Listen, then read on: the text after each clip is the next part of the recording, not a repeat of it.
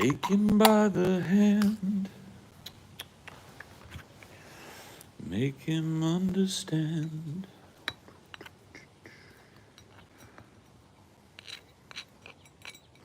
If you give that man a ride, sweet man, oh, he will die. Gotta love you, man. Do do do do do do do. Do do do do. Do do do do do.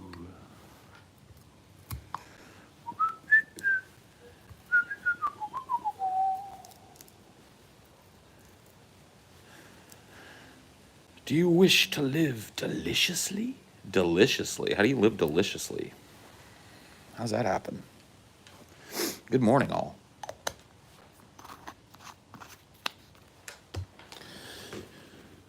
You gotta love your man. Folks like me on the job from 9 to 5. Working 9 to 5. Trying to make a living. Trying to stay alive. Taking and no giving.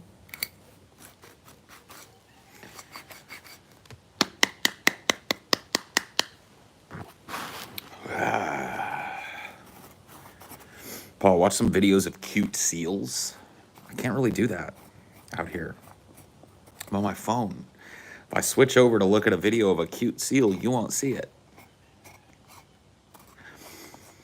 They need to set something up like that on the YouTube app where you can watch a YouTube video together with the people that you're streaming with. Like have it come up in a little, you know what I mean? Like up here in like a little side thing. That'd be dope. Like if YouTube gave a shit about its streaming app, we might get something like that, huh?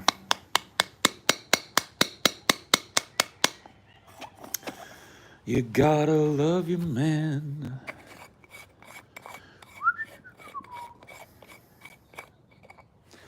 Yeah, YouTube generally avoids the good ideas that would be like cool for the community to have and probably pretty easy for them to do too. Since it's their app, you know. But whatever. Whatever. Paul, someone made a playlist of DFF patron content free for anyone to view. I thought you should know. There's nothing we can do to stop that.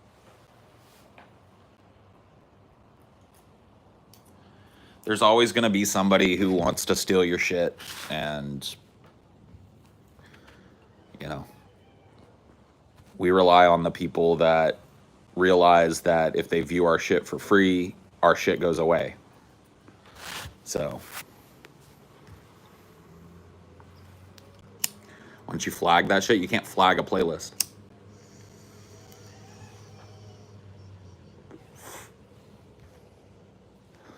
I murdered someone I found distributing patron content for free.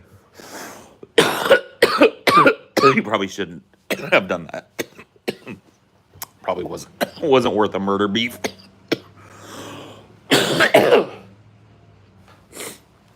Oh man, that first hit of the morning.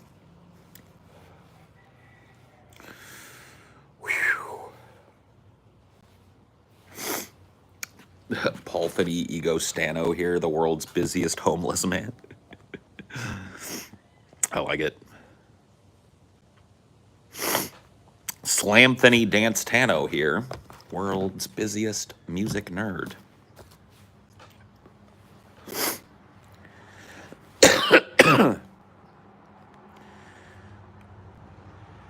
Even then, your patron is ridiculously successful because most people like me know it's worth the small price tag. That's what we focus on.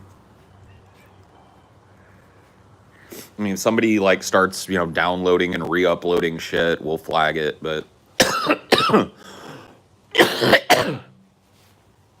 when it just comes to people stealing, not a lot we can do. I mean, I gotta be honest with you, I understand it. You know, I can't sit here and act like I've never stolen something, you know what I mean, internet wise. When I was a younger person, I downloaded games and movies and albums for free. You know what I mean?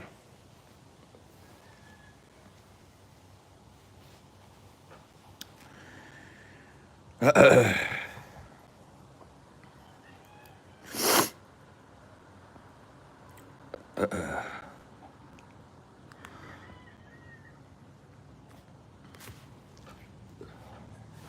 guys wait here. Ooh. You stay. You stay.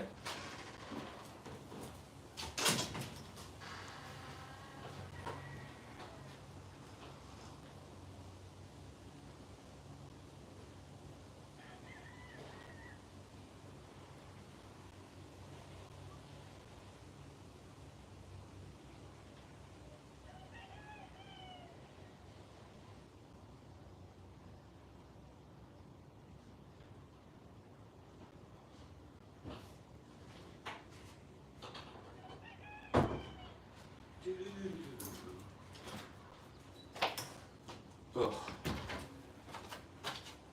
Gross.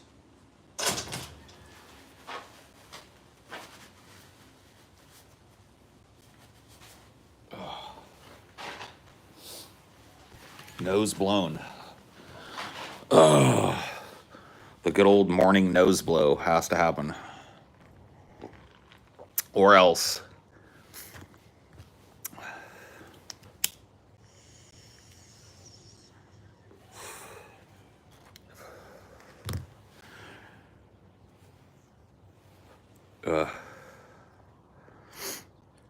Is this water? Yes, this is water. This is coffee.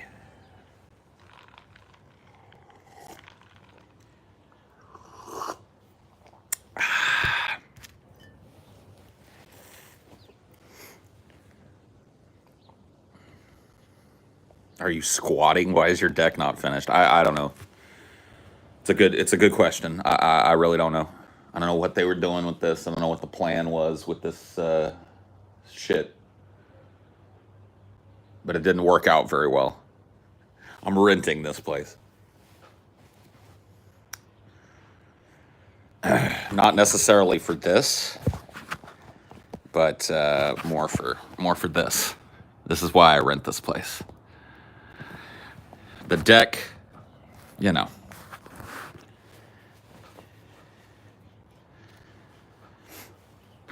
Start every stream by posting a deck disclaimer. I know. People are just like they're astonished by the unfinished nature of this deck. Your table's dirty as hell. Yeah, it is. It's my outside table. It's got cigarettes and cups and an empty can and a box of matches for lighting that fire over there. Yeah. Yeah. Dinor loves this yard.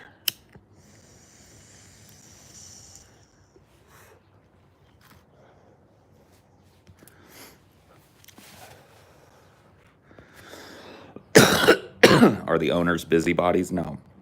No, they're not.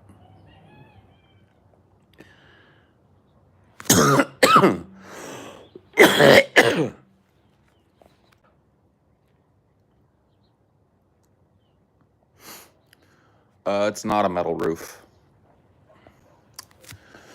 It is a tar roof. So it's there to tack down sheet tar.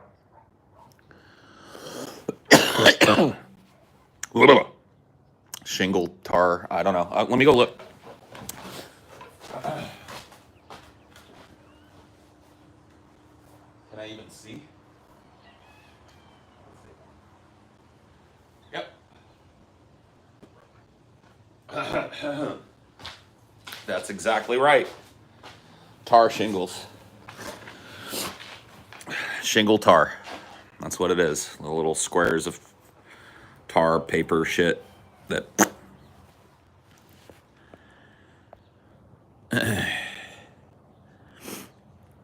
the brick structure back here was gonna be like some kind of like I'll show it to you guys. It's weird. It's gonna be like a little outdoor kitchen or something, I think, at some point. You can see there's a grill there, and then there's like a sink down there.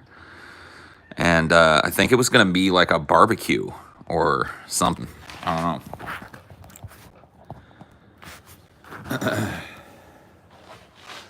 But the sink doesn't have water hooked up to it. It's got like a place to put a propane tank, so it's almost like they were thinking about possibly making it a propane tank. The one on the very end looks like it was meant to be like wood fired. Yeah, it's very strange. I really honestly don't know what it was meant to be. There's a number of things like that about this house I can show you guys. Here, let's take a little walk. Let's take a little walk around the property and I'll show you some shit. So the property has this, come on, D, come with me. Property has this building material on it. And it looks like expensive ass shit that's just been sitting here. It looks like at some point somebody was planning on building like a giant outbuilding, I guess you'd say. I'll show you guys that shit. Here's that. Just like metal beams and aluminum siding. They were gonna, I don't know, you know what I mean? It's like they're planning on making something, but never did. And then there's this thing, which I dumped the ash from my fire pit into. I'm not really sure what the idea of this thing was either. Maybe a fire pit. It's a little close to the house to be a fire pit. So there's this thing that sits over here that I dumped my, you can see I've dumped my ashes into it. My, you know, like whatever, work ashes, or the fire ashes there. Yeah, maybe a garden thing. And then there's this building here. This room here is, it looks like it's part of the house, but let me take you guys. It's fucking ridiculous. I'll show you.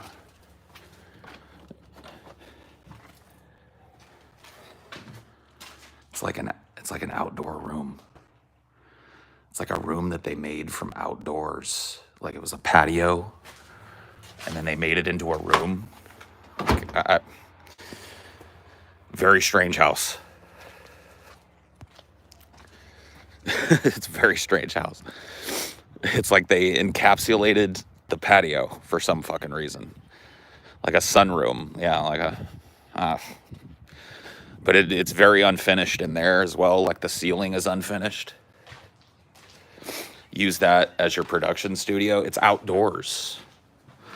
It's outdoors and it has no fucking air conditioning or anything. So it's colder than a witch's tit in there now, and in the summer it's going to be blazing hot in there. It's just not going to work. It's weird.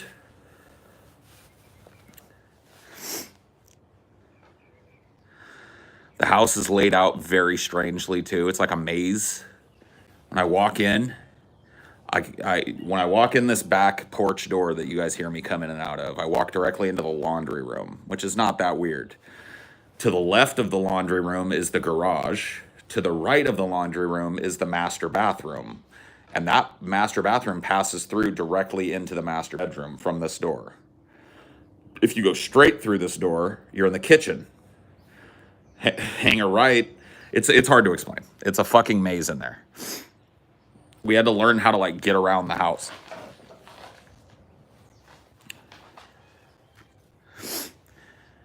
From what I understand, and I'm not 100% sure about this, but from what my landlord told me, the people that were renting from them before rented for years and years and years. And they built all this shit. They built this porch. They built that fucking room on the side. And they built this brick structure out here, all without asking. Like, all without telling the person who owns the house. They just, like, decided, like, oh, yeah, we're going to build onto our rental house. And then whatever happened with them happened. They had to move out, and I moved in. And I've got, you know, I mean, the house is fine. But it's all this unfinished shit. It's so weird. If I owned this place, I would bulldoze that fucking brick thing. And the fucking concrete pad it's on.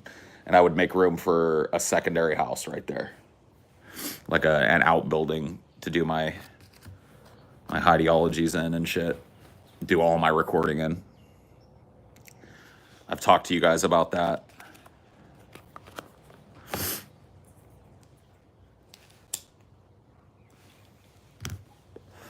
So I'm looking for a piece of property that's like this. The property that I'm on right now is zoned for 2 homes. It only has 1 on it. So I could build a second house out here and have that be my recording studio and shit. But location, location, location. So while the piece of land and the zoning and the price for this place is probably correct, the location is not. I don't want to be here for the rest of my life. This is not the place I want to settle down. So we'll be leaving this place in a year, year and a half. Well, probably way less than a year and a half. And trying somewhere else.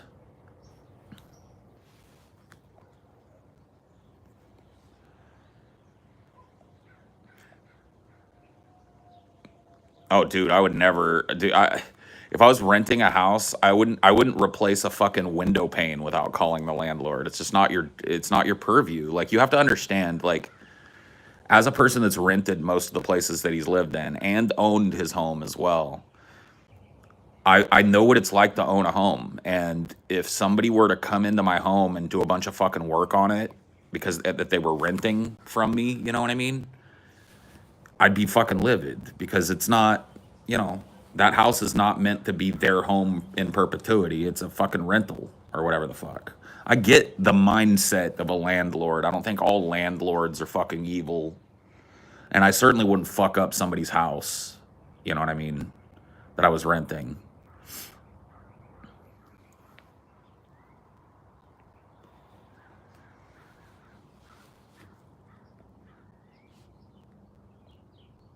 The pros of renting is that you don't have to fix things. That's one of the pros of renting,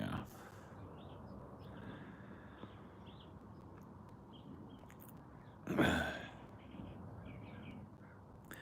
Stupid for you too. You're wasting money on something you don't own. Exactly. Like, as a renter, now maybe these people that were renting from my landlord had this idea in their mind that eventually they were going to buy this place from the landlord, and that's why they did all this.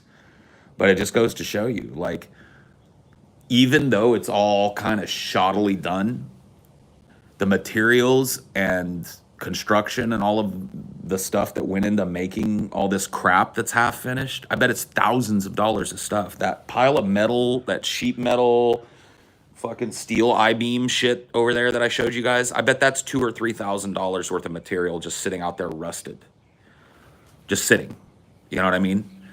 That fucking barbecue thing I showed you guys, I bet that cost a couple grand to have the fucking pad laid, concrete pad laid, to have the fucking thing fabricated and shit, all the material that went into it. I bet that's a $2,000-$3,000 worth of shit that's just sitting there rusting. This up here, as shoddy and unfinished as it looks, I bet there's $2-3 grand in this fucking porch. They had to pour fucking new, look at this. They had to rip up the concrete and pour new fucking sinks for these supports. You're talking $2-3 grand worth of construction work right there. That fucking outbuilding I took you guys out to, the one that's built onto the porch, another $2-3 grand worth of construction materials right there. All told, my estimate of the shit that's just laying here half finished, 10-15 grand. Can you imagine pouring that much money into a house that you gotta fucking leave? Why?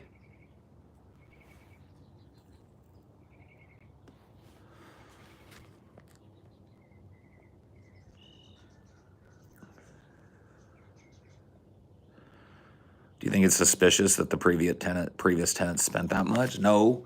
I think it's suspicious that they spent that much on a house that they fucking moved out of.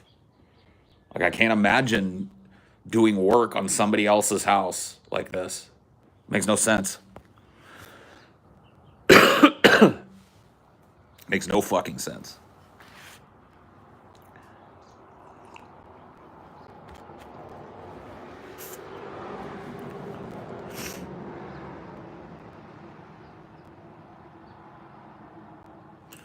Right. There are ways you can go through it. Like, if you're long-term renting from somebody and you wanted to add a porch like this, right?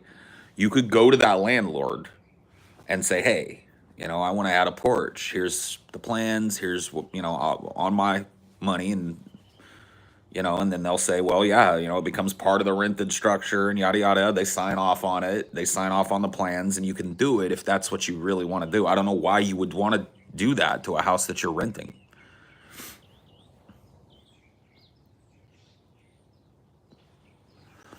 Yeah, as far as I know, it was not a rent to own. I don't know all of the fucking bullshit that went on with, the last tenants of this house, nor do I care to. But from what I understand, this is just a rent. It's always just been a rental property. It's just the people that were here before me were here for a long time, like years and years they were here. Yeah, renting to own a house is usually a personal arrangement made between like people that know each other. It's very, very fucking rare for a landlord to offer a rent to own to a tenant.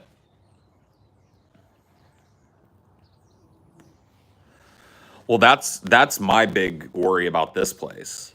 Like, let's say that this area was an area that I wanted to stay in.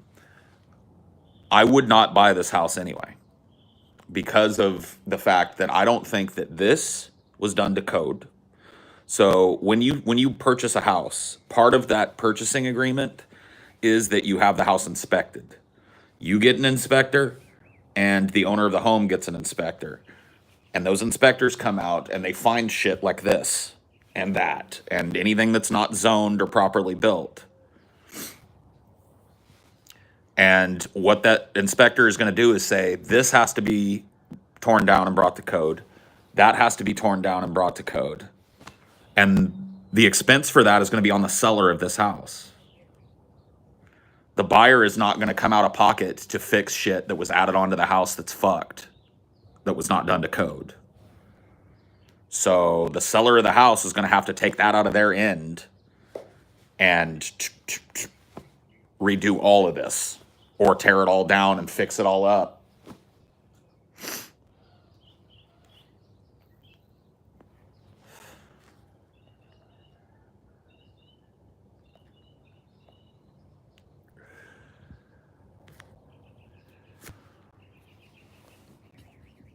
I guarantee you this isn't to code. I guarantee you that outbuilding over there isn't to code. I don't know if you'd need to be to code to build this freestanding structure out here. I know it's zoned for multiple buildings, but it probably wasn't properly done. It's you know what I mean? This would be a nightmare house to buy. It really would. You would have to put so much burden on the seller to fucking tear down all the shit that's been done. And they're not going to want to do it. They're going to want a certain amount of money for this, and so it's going to be a battle getting the fucking price. They're going to want to up the price to cover this, and it's like, no, no, no.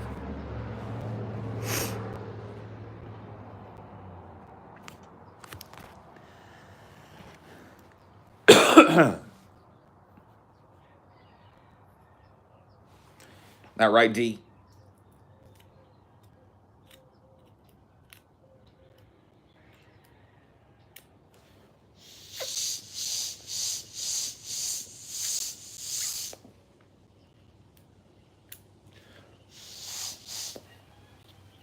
Frankenhouse.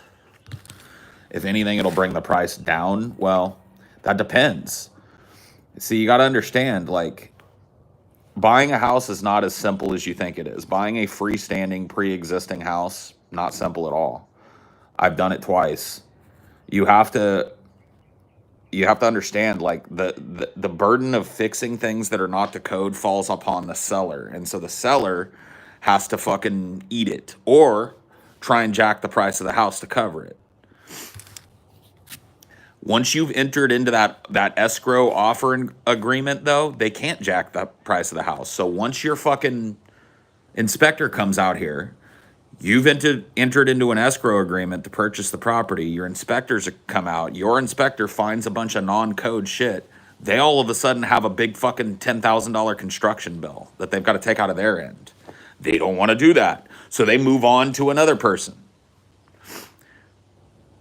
You know what I mean? Hoping that they find a fucking person that gets a shitty fucking person that isn't going to ding the code or whatever the fuck.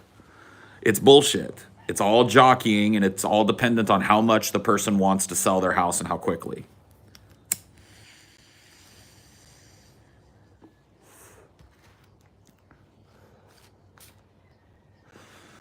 The last home that I bought back in California, they didn't find a ton of stuff, but they found 2 or 3 things that had to be fixed. The electrical box was old and worn out. That had to be replaced. The roof had some spots on it that were old that had to be shored up. And there were evidence of termites on one end of the house, not active, but that had to be fucking fully treated. And that all came out of the seller's end. You don't, as a buyer, make an offer on a house and then have to fucking put all that work into it and shit. It has to be safe for you to go live in as is. So, anyway, kind of a boring topic, but definitely something that runs through my mind when I look at places like this. You know what I mean? Like this house, if it didn't have all this crap, might be a decent house for me to think about buying. But once again, locationally, it's just not where I want it to be. So, is what it is. As it stands, it's a pretty place to spend some time, and I'm happy to do that, but I'll be gone in a year.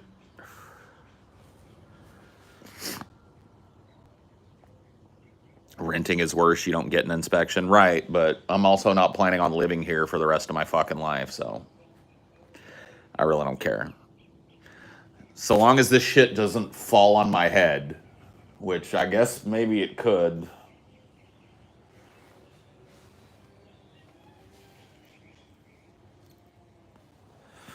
Where am I leaving to? The next place we're thinking about going is...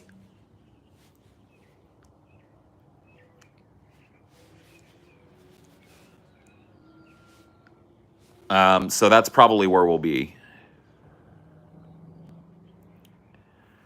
Something like that, I would guess.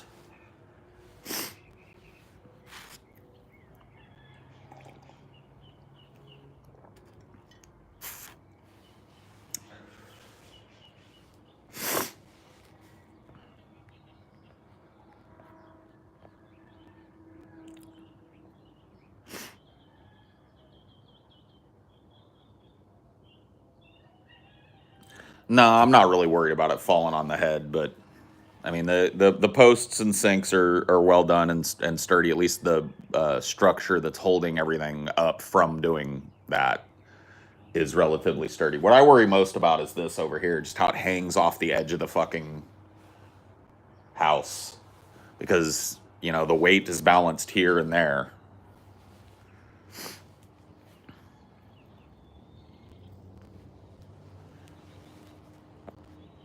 Thanks for the trees, Cloud Massacre.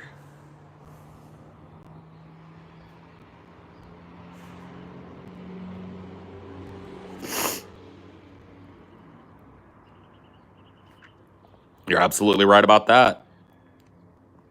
Renters are way more likely, especially renters of like privately owned homes like this, like me, are way more likely to live in unsafe conditions because they don't get the benefit of that inspection.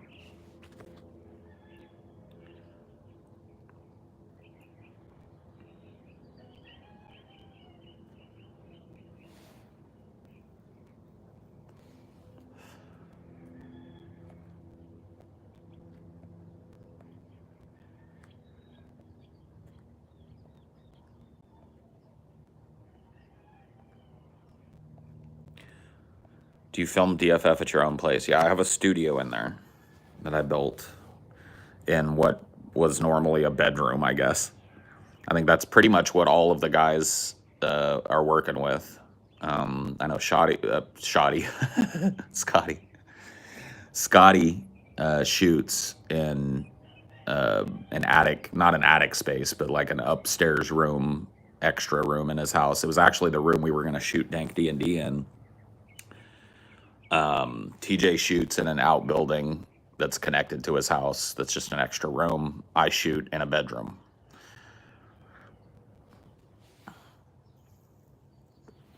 Shawty wanna fuck. Shorty likes it rough and she got a big oily butt. A big wet round McMuffin. Shorty got sexual techniques. And a big round oily butt.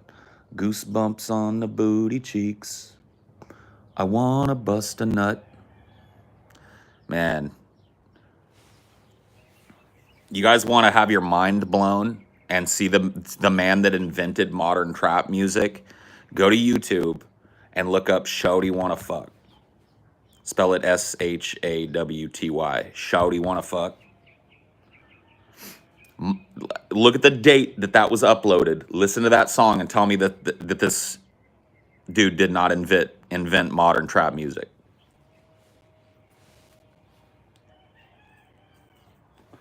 Ahead of his time by like 10 years. What year was it? Like, I think it was uploaded in like 2012 or some shit. Shorty got sexual techniques and a big round oily butt.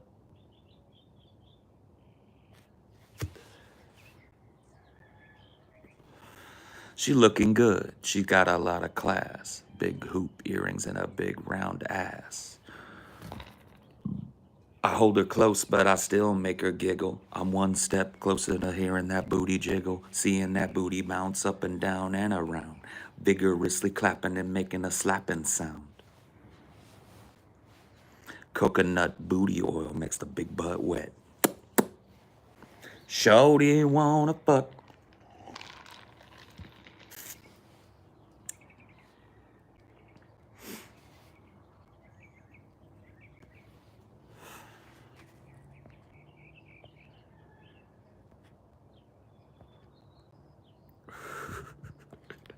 That song, dude. Lol, it's white dudes with auto tune, and the first recommended video is Post Malone.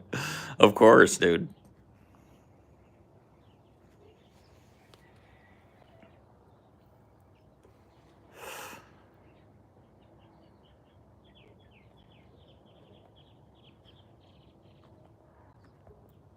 Goosebumps on the booty cheeks.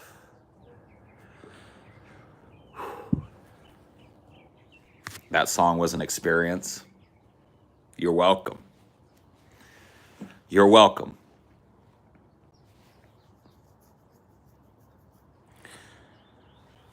What should I quiz them on? You said I should quiz TJ and Scotty on something. What should I quiz them on? Like, what should both of them know really well that I could quiz them on, and I'll make it my fucking episode for this week. I had another idea, but I've only done the first little batch of work on it, and a quiz episode sounds like fun. What should I quiz them on? What should both of them know? Quiz them on each other? That would be tough. Star Trek, maybe.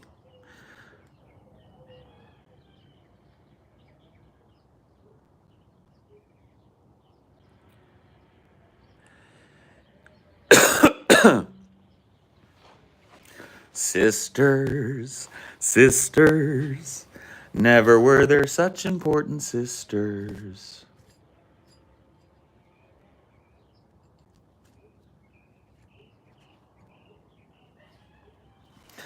I've got to keep my eye on her.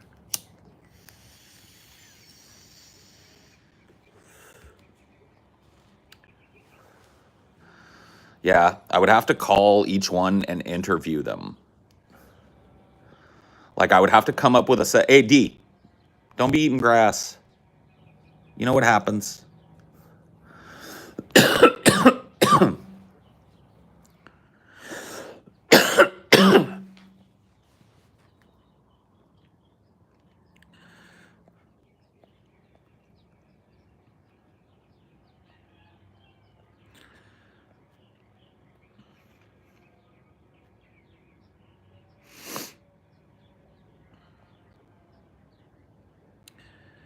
Quiz them on true or false. Did TJ make an amazing atheist video on a certain topic, and what year was it? That's, I mean,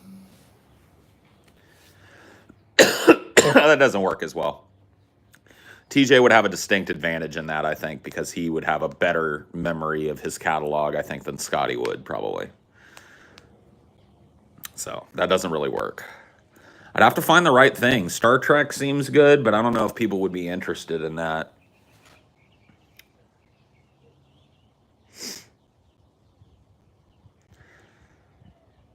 They're both Trekkies, so they would both probably take pride in knowing about different Star Trek stuff, so I could come up with some Star Trek quiz questions.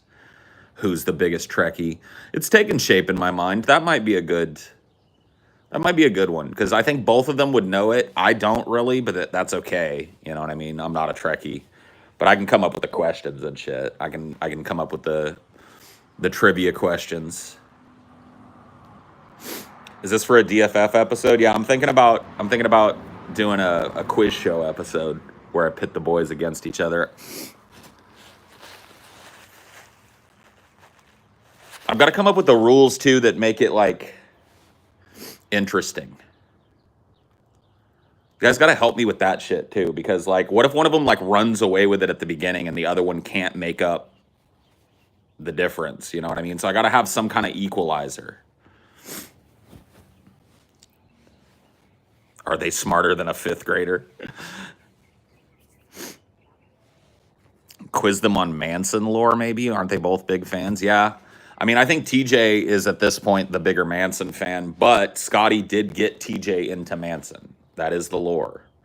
The lore is that Scotty was an early adopter of Manson, and then he showed it to TJ, and TJ picked it up and went from there. So maybe we can throw some different stuff in there. I will never do a drinking contest or any kind of drug consumption contest ever again. I'm retired from those. I don't like them. I don't feel good after them. They make for funny shows and shit, and I'm glad that people have had fun watching them and shit, but the aftermath of the last drinking contest is something that you guys didn't have to fucking experience. It was horrible. I drank a profound amount of alcohol. It was probably very close to being alcohol poisoned. I can't drink like that anymore. I'm too old. So, no. I'm not saying maybe the guys will participate in a drinking contest or some shit, but I'm done. I don't do jokey drug consumption shit anymore. You'd ask them to tell a childhood story, and whoever story sells the best to you gets extra credit points. Yeah, something like that.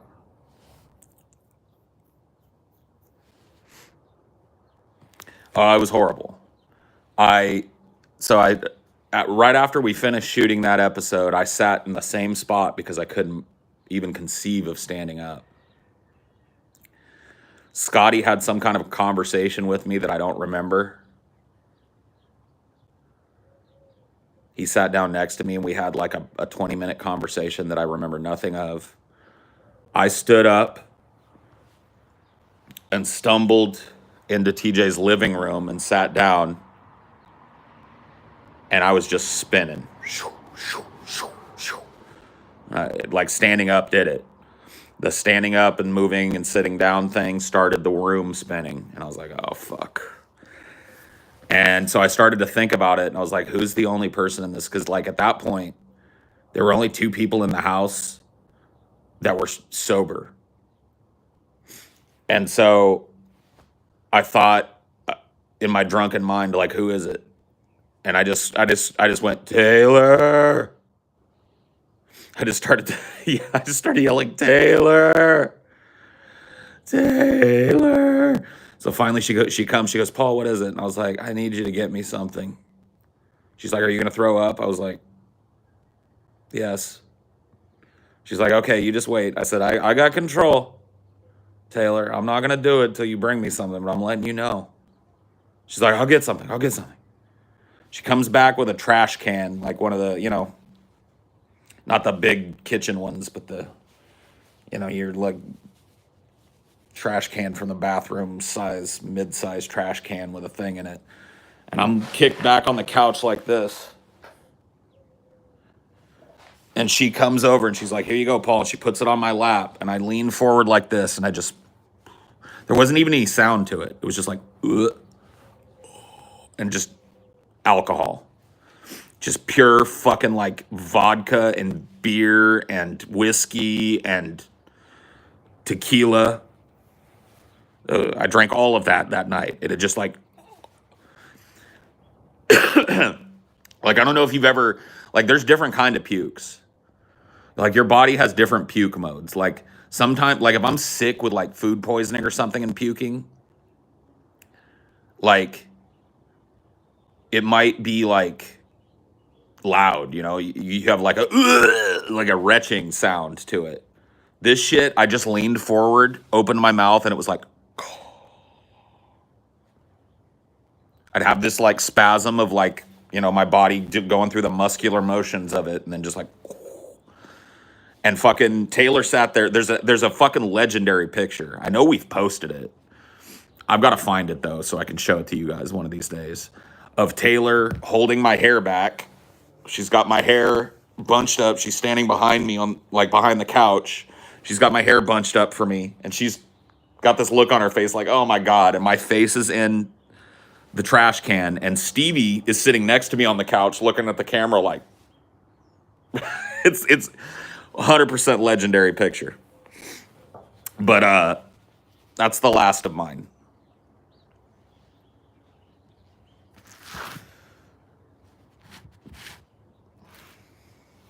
Dude, I gotta have whoever has that. I know Taylor still has it. I think we used it as a thumbnail at one point, but I gotta get that picture. It's legendary, dude. It's crazy.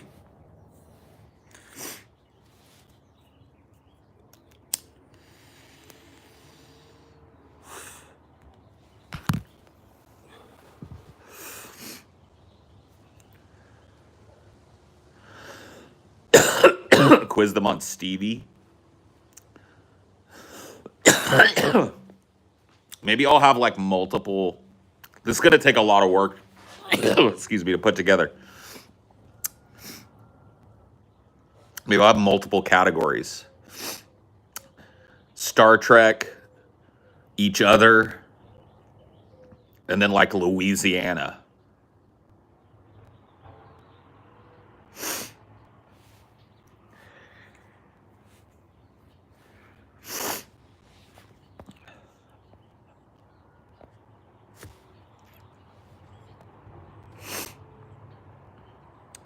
I drank so much and I started crying for no reason. Ever happened to you? I tend to get very like apologetic and shit when I get so drunk that other people have to deal with me. And so I remember Scotty and Stevie helping me into the car so that they could drive me home. Taylor was driving, obviously, 'cause she hadn't drank that night. Both of them were still drunk, but not as drunk as I was. They fucking helped me into the car, buckled my seatbelt for me. The whole fucking time I was like, I'm sorry. I wasn't crying, but I was just like, I'm fucking sorry, guys. I'm sorry. And they're like, dude, you fine, you fine, you fine. I don't remember the drive home. I remember, you know, like getting back to the house, and then the guys were like, Paul, do you think you can walk? And I was like, no, I don't think I can, man. And they're like, all right, let's get you up the stairs. So fucking, like, Stevie basically carried me up the stairs. He got one of my arms around, like, all the way up and over his shoulders, and then he put his arm around my waist and basically just like, he said, just hold on, bro. And he just like lifted me up the stairs. And then he and Scotty flanked me to my door and knocked on the door, and Amelia was there. She had been living with me for 2 weeks. 2 weeks. And they just kind of like, here's Paul. They helped me into the house and plopped me down on the couch, and we're like, sorry.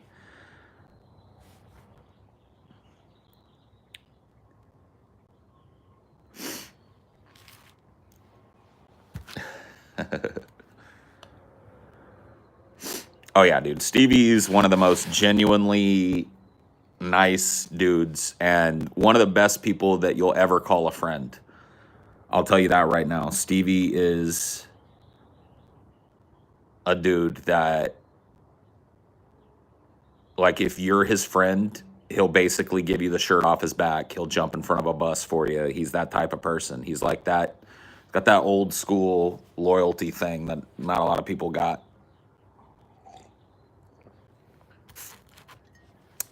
Listen to Marshall's new song for more on the topic of loyalty.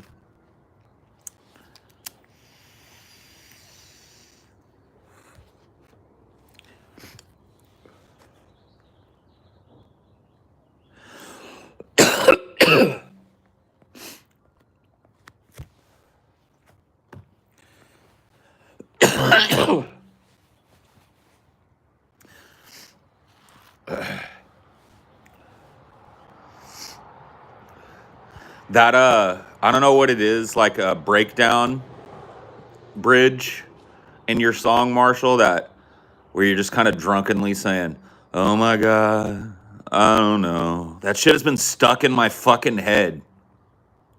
It's so simple. Oh, I love it. I love your tone of voice in it too. The performance on that is so good. I love that part. That little kind of breakdown is my favorite part of the song. Leading into your rap. I love that shit. You guys got to go. I know I'm pimping it, but I'm going to pimp it every day. Go check out Marshall's channel. Go watch his latest music video. Give it a like. Leave a comment. Subscribe because he's going to be releasing more shit. Go show Marshall some love. Wrenches, throw up Marshall's fucking channel in the chat for me and spam it a few times so people get the clickable link.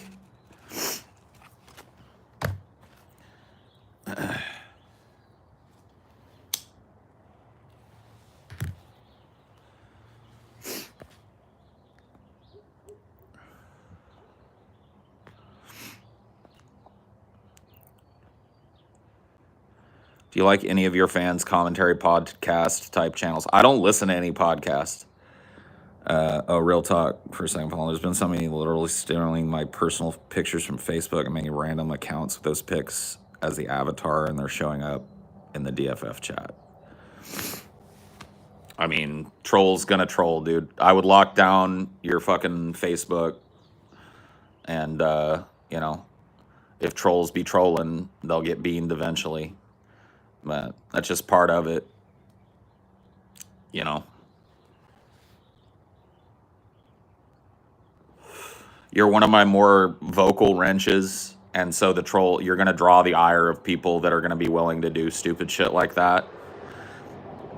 You know, I'm more than willing to, like, you know, take that responsibility off your shoulders because I don't want to put anybody through that. But you're more of a vocal wrench here, which I'm fine with. No, I mean, I know your account, Phoebes, so I wouldn't worry about it. But yeah, you're gonna be the target of that. No, I didn't mean it that like you were complaining. I'm just talking like if you're sweating the fucking trolls and shit, you don't have to be a wrench here. I'm still gonna see what you say. You know, I don't like that just because you defend yourself and you stand up for your bands and shit that you're drawing fucking shrapnel from dumbass fucking people with time on their hands. You know what I mean? Like, you're a cool person, and I don't want you to have to deal with that. You got better things to fucking deal with, you know? People are dangerous in a brand new way. Well, I'm glad that you like it. I was just offering. People dangerous in a brand new way. Yeah, yes, they are. I kind of figured you're not the one with the swastika profile photo. I hate that YouTube removed the ability to check channels are real in chat. I know. Like, what was the point of that? You used to be able to, like, click on somebody's channel and it would take you to their channel and shit. And you could verify, oh, this is so and so. And now it's just like why would they take away that option? That makes no fucking sense. It's like they wanted to give ammunition to impersonator accounts and shit.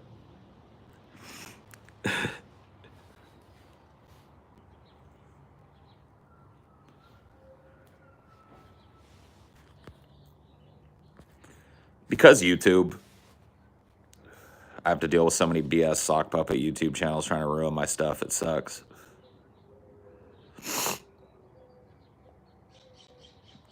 Be cool if YouTube brought back the video response feature. That thing was the dopest thing, man. And like newer adopters of YouTube, which is a lot of YouTube. I mean, YouTube exploded in popularity after Google acquired it and all of that shit. But when YouTube was still its own little company, they had a feature where you could upload a video, and now when you make a video in the old YouTube, you could check whether or not you wanted to allow video responses. So if you had a video that you just wanted to stand alone, that you didn't want to be covered in fucking responses or whatever, you had the choice. But most people left that open. They'd check that box because what it meant was people could make videos that would then appear below your video as responses to what you'd said. And the most popular of those videos would be pushed to the front. So the best rated, most viewed, most popular of those videos would be pushed to the front of the queue so that people would see your video and then they could look at a response to it. And you could have chains of video responses. So I often did this back in the day. A lot of my videos are back and forth responses that were made as video responses.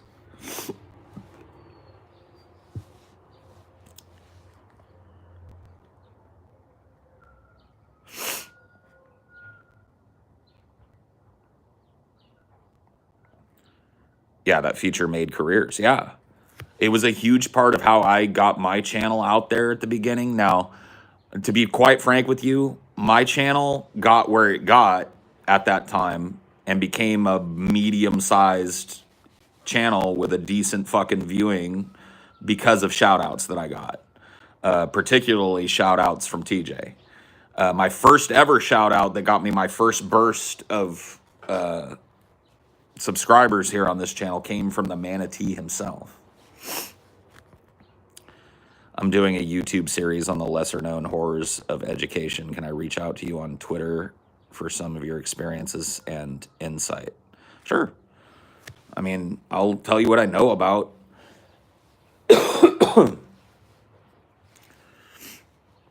But yeah, go ahead and send me a DM on Twitter. I might not be super fast at getting back to you because I don't check it every day, but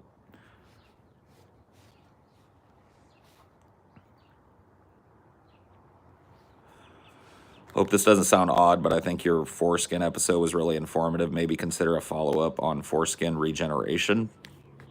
We covered it on there. It's mostly bunko, bro. Like Foreskin Regeneration is mostly bunko. It's not the same as it's taking existent skin that's below the frenulum of the penis in a circumcised penis and attaching weights to it that stretch that skin over the head of the penis. It's not the same as how, like the foreskin is an entire organ, and when it's removed, you can't put it back on. So we covered that in the episode. It's mostly bunko. It's mostly visual. It's for guys that want to look intact. Like you can stretch that skin and look intact like a foreskin, but you don't get the substructure. We talked about how the foreskin is not just the outer sliding material. It's also the inner part with all the nerve endings and the sheath that the inner part of the penis moves in during sex and all of that. You don't get that back. You can stretch existent skin around the base of the head of your penis, but you don't get the nerve endings. It's all visual. It's all visual. It's just for dudes that want to like look intact. That's not a whole episode. You know what I mean? We covered it. Yeah, you get no extra sensitivity, none of that. The head of your penis isn't kept moist like it's supposed to be because all of the glands and stuff that precipitated that have been stripped out by the surgery. So what you get is a penis that at a glance looks like an uncircumcised penis but doesn't function or feel like one.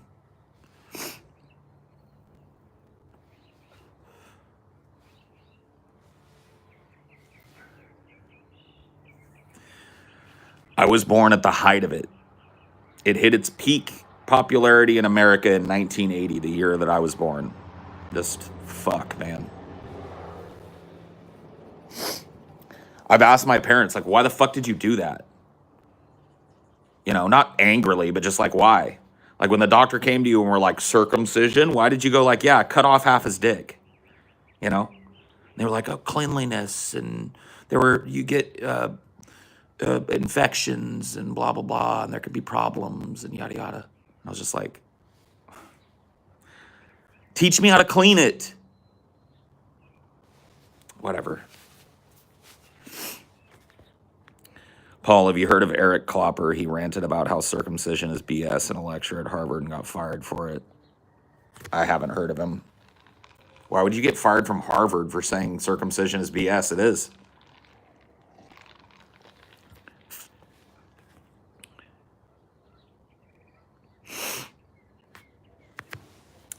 Dude, I'm telling you, it's not even an admittance of wrongness that you need. It's just like, be glad that it's no longer as popular as it was. It's sharply declined in popularity, and vastly fewer little boys are going through it in America than were when I was born.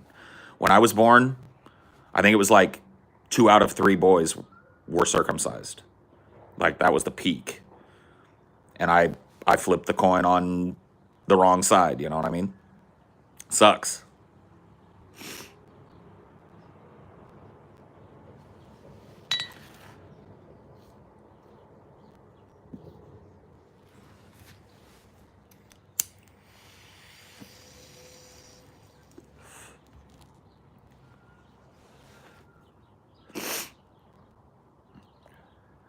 It is 100% genital mutilation. And it hurts the little baby boys that it's done to. And it leaves some of them, they're botched circumcisions. So you're doing a completely unnecessary surgery. And sometimes there are botched circumcisions where the penis itself is severed. And a child has to go through sexual reassignment surgery. It's ridiculous that it even happens still, but take comfort in knowing that it's on its way out as a practice globally and here in the United States.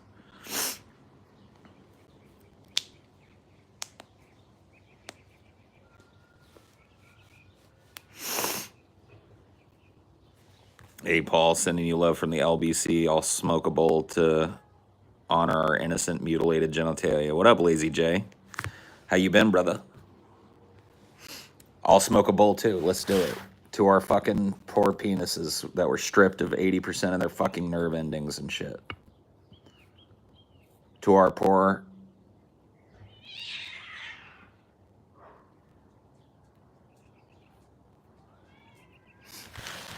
Lazy J is a god among men.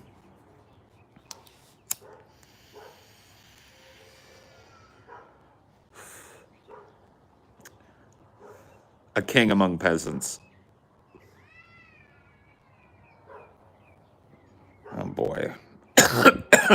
That's cat sex going on. That is feral cat sex happening. Hear it?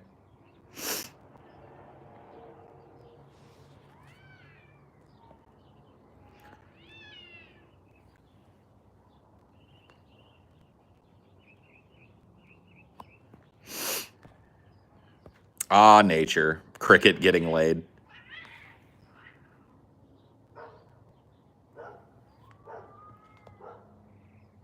Fuck.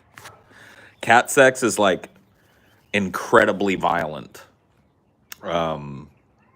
It's horrifying. It's like a fight.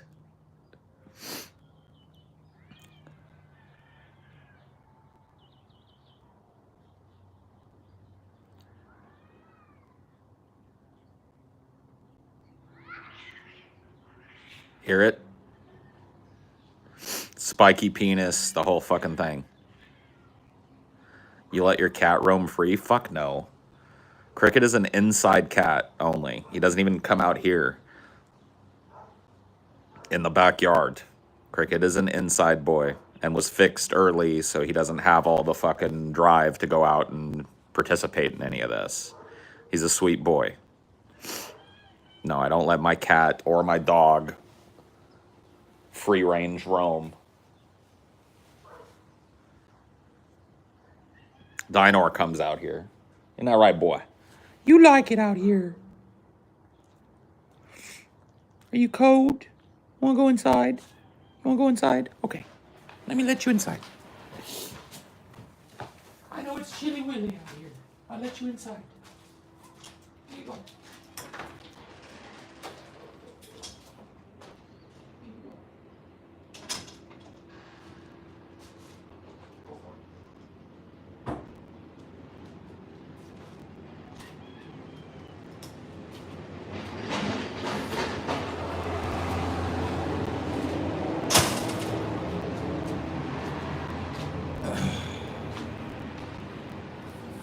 Yeah, my wrist so cold and my eyes so froze, and it's all for you.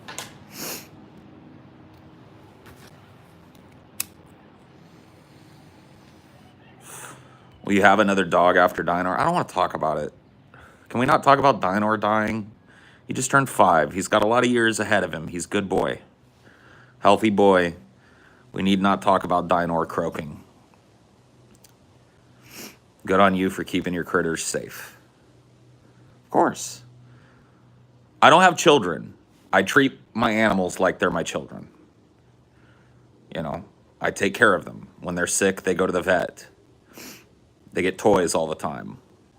Dinor's got like 8 different balls he plays with out here because he loves fetch and he loses them. So I just get a bunch of balls. Yeah, I think one Halloween we put a dinosaur costume on him, if I'm not mistaken. But he's got a number of sweaters and stuff that he wears when it's cold like this.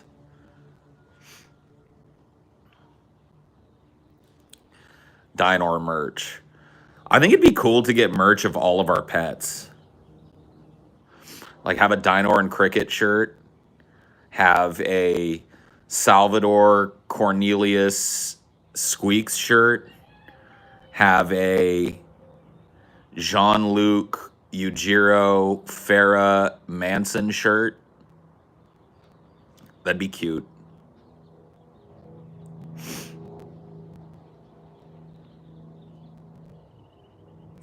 Yeah, rest in peace, Nova. For sure, dude. I gotta tell you guys something about that little lizard. Dude. Okay, so when I first moved to Louisiana and we were all living together, it was one of the hardest parts of my life. It was a very tough transitional time. I was living hand to mouth. I don't like doing that.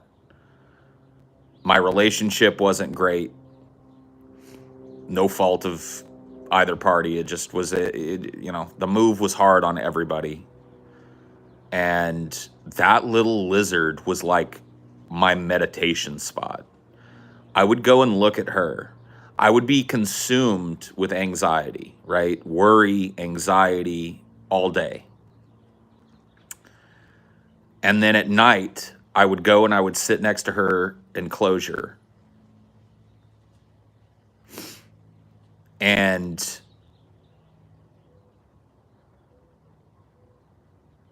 this, there was a time where she was in TJ and Chelsea's room. But we're talking about a time where she's, out in a common area. I would sit next to her and just watch her. And here's how she helped me. She was unconcerned. She sat on a rock, very much aware, but she was not consumed and racked with worry. And I would look at her, and she'd look back at me, And I'd spend about half an hour looking and sitting with her, and I would feel better at the end of it. Yes, I'm married, Riley.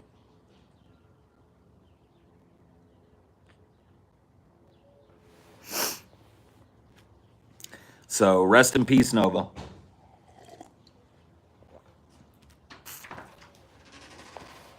Yeah, Nova's very chill. Cool as a cucumber. Did you already? I already did. Okay. I just said, yeah, I couldn't remember if I filled up with that or not. No, it's all good, baby. Thank you for thinking of me, though. Did you get some coffee? Yeah. Okay.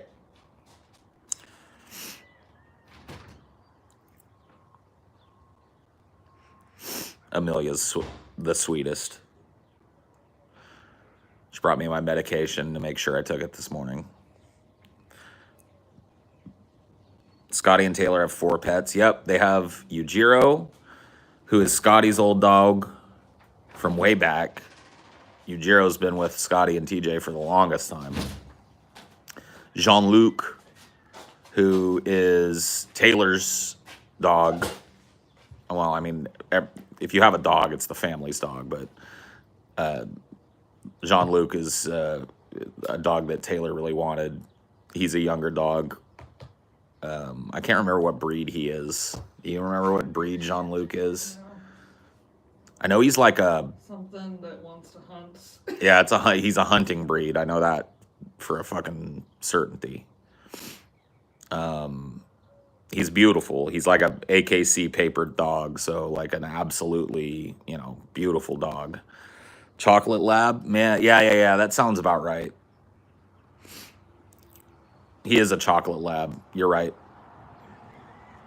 And then they have 2 cats, Farah and Manson.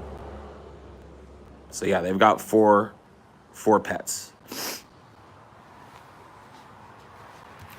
TJ and Chelsea used to have 4, but Nova passed.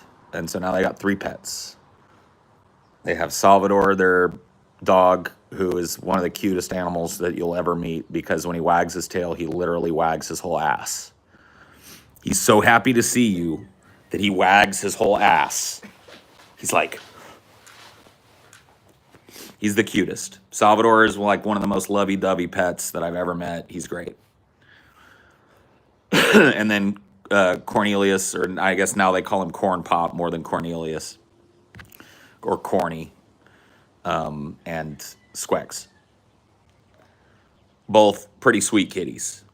Pretty troublemaking kitties, too. They're troublemakers, but they're sweet while they do it. You can't hate them for too long because they're too damn cute. Yeah.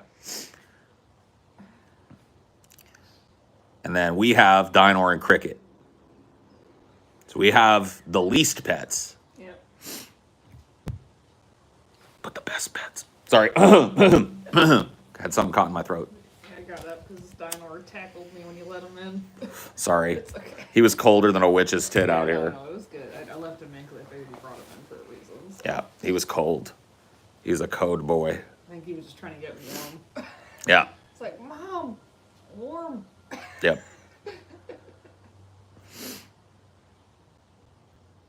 Whatever happened with Posty, if you don't mind me asking, he passed away. He got, I'm trying to remember what it was called. Wet tail. That's what they call it. It's like a digestive disorder or something that happens in hamsters. Hamsters don't live all that long anyway. But man, that was a blow. Posty died right around the time that Ashley and I were breaking up. I was living in a hotel, and she was packing up her things and stuff. And she called me one night and told me that he had passed away. And it was just like a fucking omen, man. That little guy was another source of zen for me. I would sit and watch him for hours. I would just sit by his little cage and watch him do his little hamster shit and realize, like, there's something elemental that I can connect with that isn't concerned with all of the layers of fucking worry and anxiety that modern life puts on me. I have a little bit of this hamster in me. I have a little bit of this lizard in me. Animals like that are very, very, like, soothing to me. And I see that a lot now in nature. Like, one of the reasons I spend so much time sitting out here is I see those animals going about their business here. You love your animals that want to say hi to you all the time, but you also like looking at some that don't care that you're there. Exactly.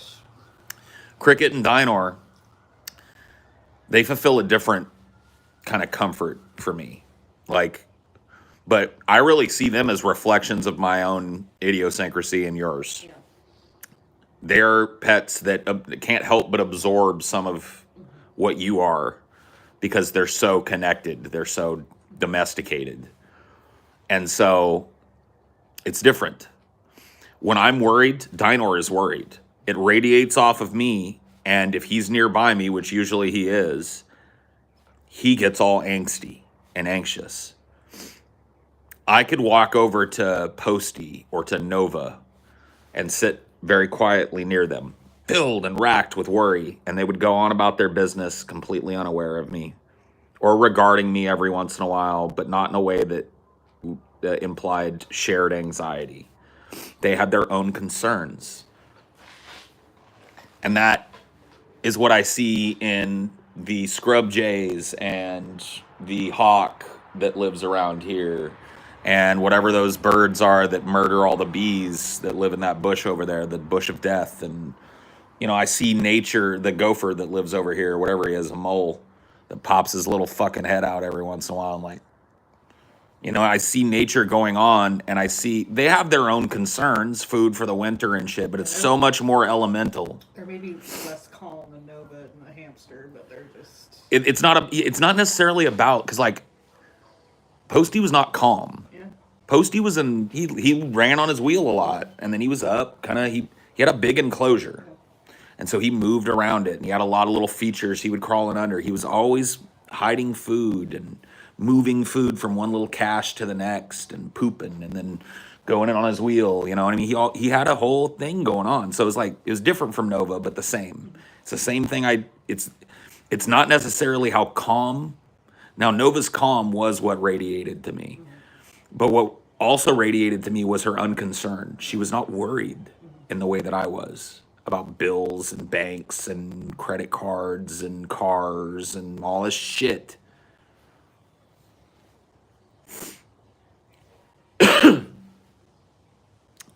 Same thing with Posty. He had his own thing, and it was way more elemental, and it served his survival. He operated on instinct. That helped me so much. But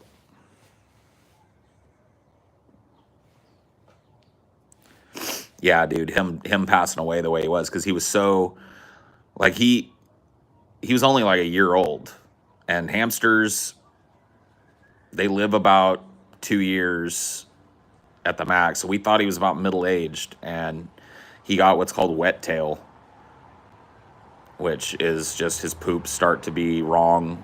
They usually poop little pellet type things, and they start to be watery, and once they get that, they die. There's just really nothing you can do for them if you don't catch it, and most people don't catch it until they're already too far. And so he just died. It was just like, and the worst time ever, worst timing ever. Right in the midst of a breakup, and I'm already having to say goodbye to him because he was her hamster. She was the one that built his enclosure. I wasn't gonna have her leave him with me or whatever. So I'm already having to say goodbye to this little thing that I've grown to love, and he dies in the midst of it when I'm not around. Just cruel fucking universe, man. I don't know what to tell you.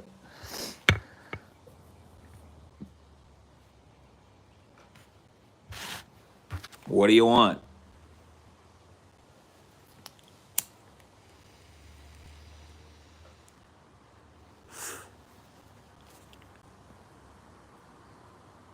Wet tail happens by stress-induced factors, apparently. Who the fuck knows? My anxiety calms down the most at night when everyone in my house is asleep and I can hear the insects and traffic. Makes me feel like the world can keep going on without me. Did you take it as a sign of finality of the relationship? No, I'd already taken that finality. You're already in a hotel. I was living in a hotel and giving her a week to pack her stuff and to spend time with Dinor. Because as I was saying goodbye to Posty, she was saying goodbye to Dinor. Not goodbye forever. Ashley still visits Dinor whenever she wants, basically. But you know what I mean? You go from living with an animal to seeing them once a year, maybe. So it was a fucked up situation, but there was already a finality to it.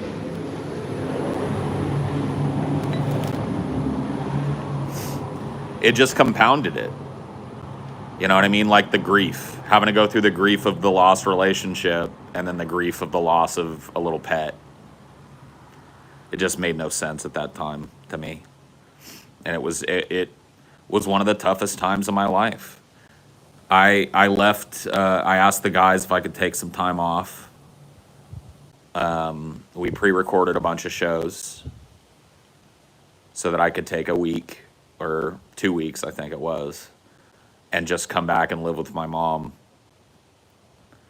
and just be around people that I knew, be around my family, because I was just blown out. I was sleeping on the couch, which was this big bean bag in the living room. And I was just like, I gotta go. I can't live in this place. I need to get out. So I came and I lived back where my parents lived for a couple of weeks. And it was during that couple of weeks that I met Amelia, which was, you know, it blossomed into a friendship.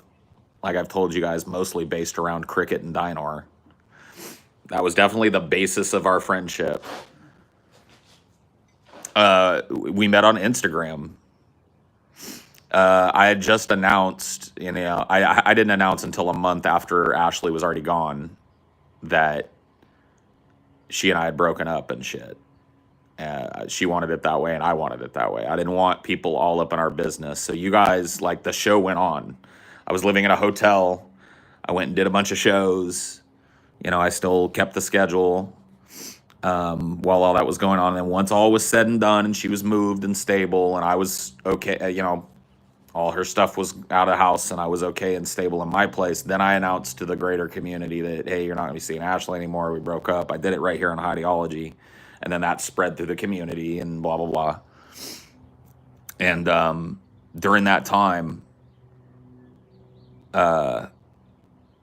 right towards the end of that, because I spent that month living in the fucking apartment, like curled up on the beanbag, you know what I mean? And I was like, I gotta get out of this place if it's the last thing I ever do. So I went back to where I grew up and stayed in my old bedroom at my mom's house. And Amelia hit me up on Instagram because it had gone out in the community. Hey, Paul's been single for a bit and blah, blah, blah, blah, blah. And I don't know that she hit me up with intent. She's more of an exhibitionist type, so she sent me a little booty. You know what I mean? She was like, here's a booty to cheer you up. I was like, damn, that did cheer me up. But, you know, then we just started talking, became friends. And that led to what? Us talking and every once in a while kind of fooling around a little for about a month. And then at the end of that, it was just like, all right, well, you need to come live with me. Yeah. let's do it. Come on.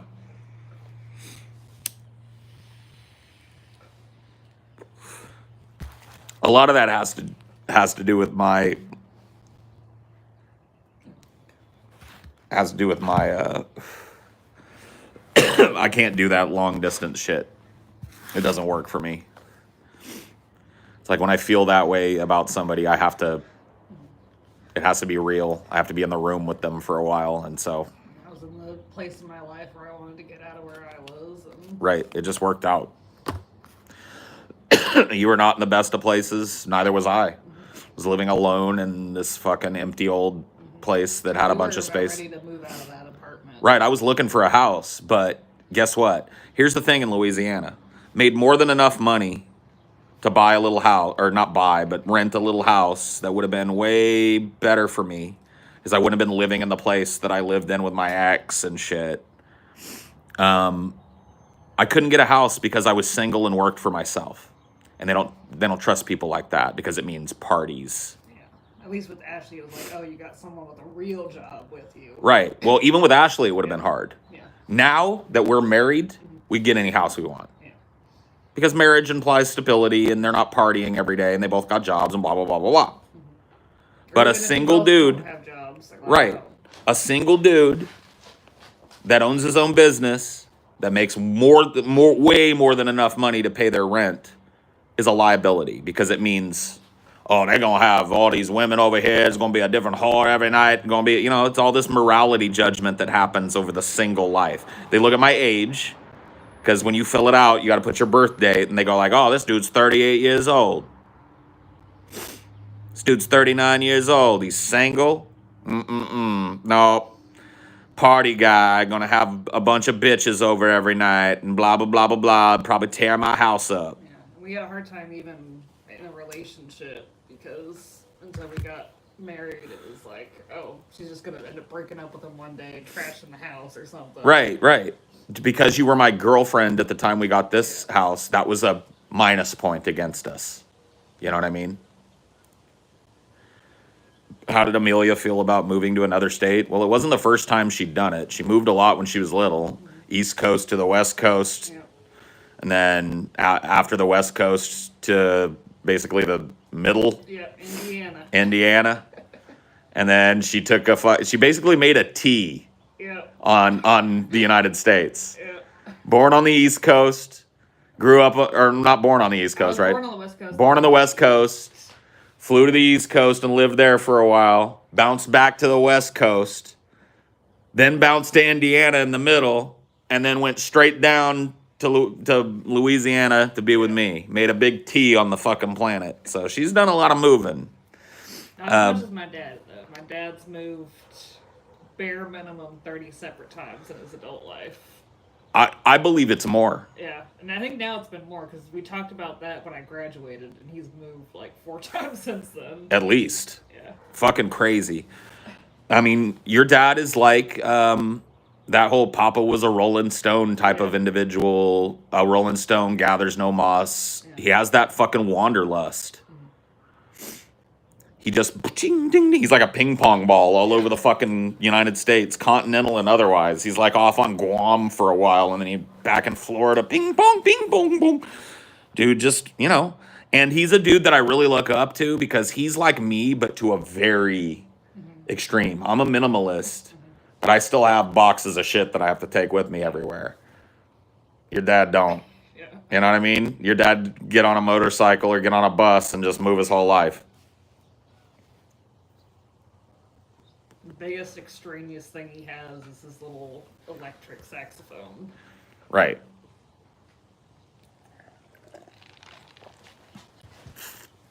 I mean, minimalist, for sure. How does someone make a living like that? He's a doctor. So he's in demand pretty much anywhere in the United States. And if he wants a new job, he just puts the feelers out in those places. And he knows a lot of the people that work in his industry. So he's got a lot of years with certain organizations so that he's able to call old friends in those organizations and get placements. On top of the boards and a lot of different industry things. So He's a doctor.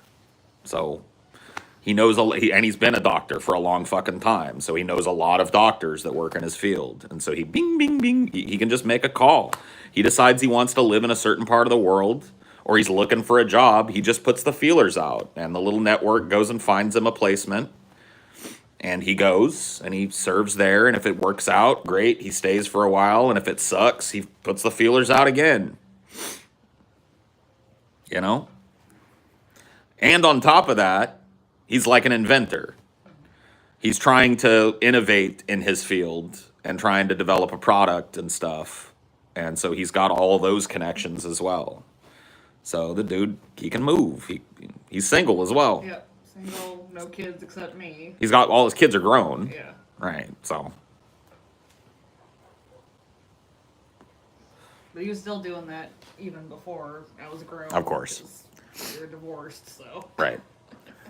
Yeah. Papa was a Rolling Stone. I had a dad that was very similar in that way. I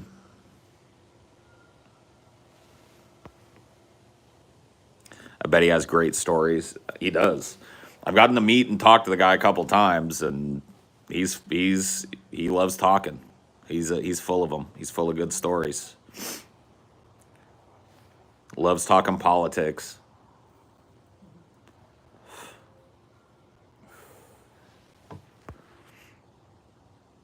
What happened to the chat? It slowed down. It just died. Oh, you're just listening to you. Everybody's just listening. Yeah. Sometimes that happens. Pauses for like a good 3 or 4 minutes. Bit off topic, but did you get married? Yes. Married AF. Rip chat.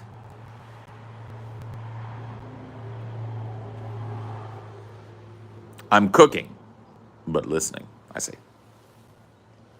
I see. Sorry, petting my cat. You never have to. You don't have to- apologize yeah. For petting your cat. I was just wondering. Yeah. Poop. I don't want to go into detail because I don't want people looking him up. Like, suffice it to know he's a doctor. That's what I'll share about him. He's well known enough in his field that he Right. can go wherever he wants. Right. That's what you need to know. I don't want people looking him up and bothering him with shit. I don't want my life impinging on his in any way. So I'm not going to go into details. Yeah. I share general information. Yeah, what kind of doctor is he? That's the type of information I'm not going to tell you. Because that would narrow down the search. You said too much already. No. I've told you nothing.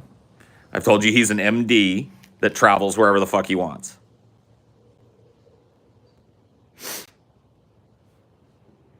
It's a lot of MDs that travel wherever the fuck they want. What's his social and bank account number? 217-75-3174.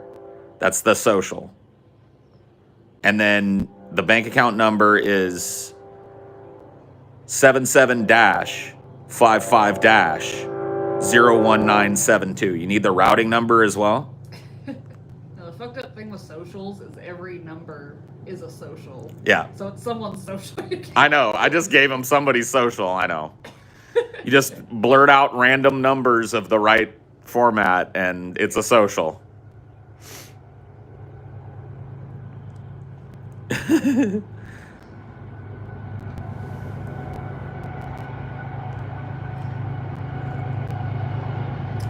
I finished school for morticians, but I'm not doing it right now. Right. Which makes total fucking sense 'Cause, during a pandemic. like, imagine if you're trying to go into a career at the absolute lowest point of that career's history. Yeah. It's a little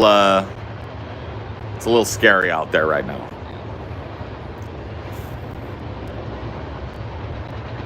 I'm just sad. Like, you can't have the funerals that they want right now. Right. You're trying to go into the funeral director business and people can't have funerals. Or dying more unexpectedly, where people can't afford funerals. Right. It's like, oh yeah, first day on the job. I know your dad just passed and your mom too, but I'm gonna need them bills. Yeah. Here's how much it's going to cost you to bury them.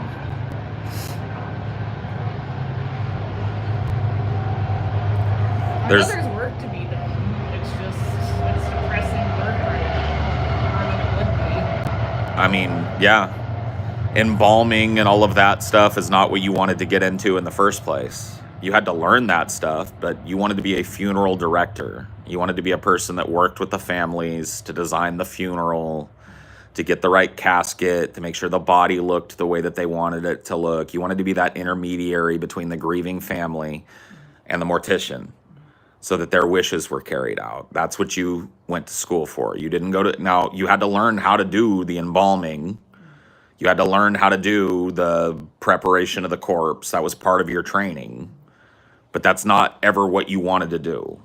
You never wanted to be the person that was working on all the bodies in the slab in the morgue, draining them out. You know, there are different parts of the funerary industry. And at that moment, it's a lot of probably people saying no to a lot of people. I mean, who knows? Because a lot of these places are overwhelmed with bodies, and there's all these restrictions on how many people can come and all that shit. It's fucking crazy.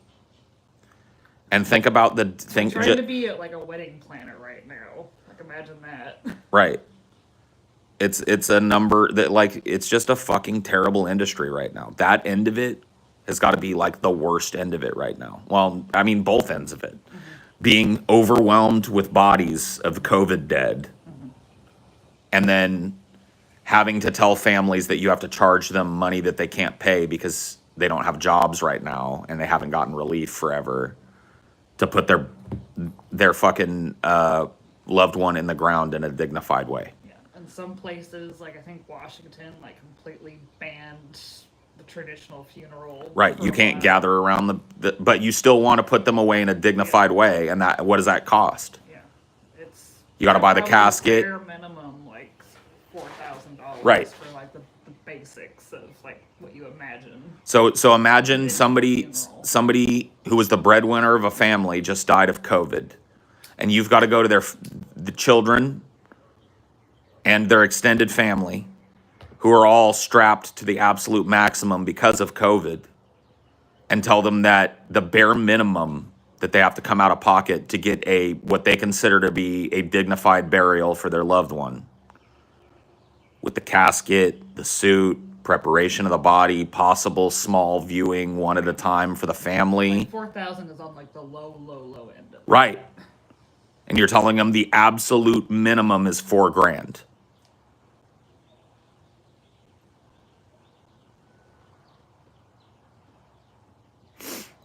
That's what funeral directing is. Funeral directing is that, but it's not necessarily always that at the bottoming out of the work economy and during a global pandemic.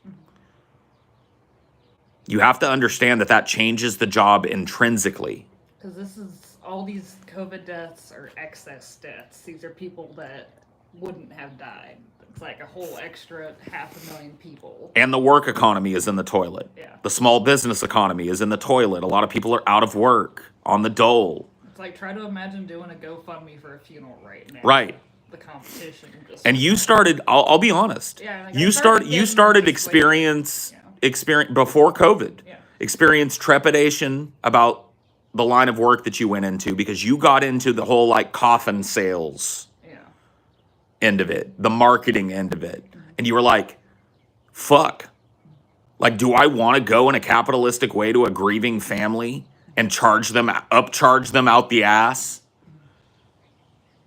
So yeah, I was already getting kind of dissuaded before, so. You have to understand. It's a very valid thing of like, I might not even end up doing that in my life. A lot of the schooling that you went through are credit transferable to a completely different career. You guys have to understand, Amelia is young. She's not my age. She's 22 years old.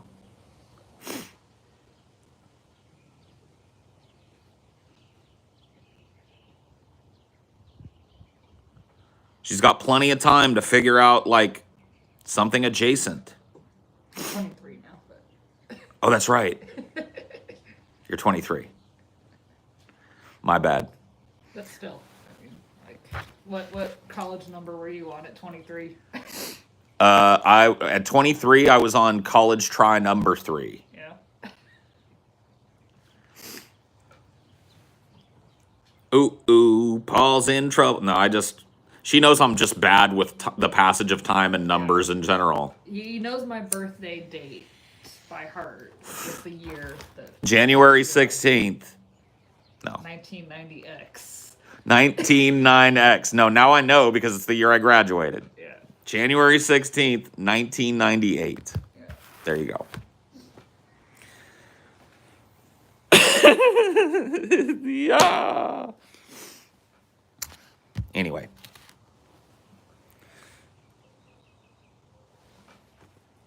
I'm 31 and I really would not want to date anyone under the age of 25. C'est la vie. My mom brought up this same thing to me. I'll be very frank with you guys because the age difference thing is, I would say, when it comes to the mountains that you have to climb in a relationship, I would say the age difference thing is probably the smallest foothill that we had to get over. It's something we addressed, but I'm willing to talk frankly about it because it's not the typical arrangement. Most 40-year-olds aren't dating people in their early 20s, so I'm willing to fucking talk about it. When my mom brought up this concern with me, she brought it up when I started dating Ashley, who at the time I started dating her was 21, right? 21. And I was 30, what was I in 2015? 36 or something. I was 36. So big age difference there. And she brought up the issue, and I told her, fuck it, I'm going to do it anyway. I don't care what people think. And on one level, Ashley and I worked. And the level that we worked was this. She was young. She didn't have this idea of settling down in one place developed in her mind yet. And I worked a job where we were going to travel all over the fucking planet, possibly. And so she was willing to come along with that. She was willing to be with me on this journey of finding the right place to settle down. Think about most women that are my age, 40. What are they? They got a couple kids. Do I want that? No. Can I move kids all over the goddamn fucking country? No. They have an established career. They have an established career, a dentistry fucking office, or a fucking notary, job, or whatever it is they do. They've been doing for a while. They got a career. Can I uproot that and move it all over the country? No. So my option is join them in their life. I can't do that. I can't. I'm looking to develop a life.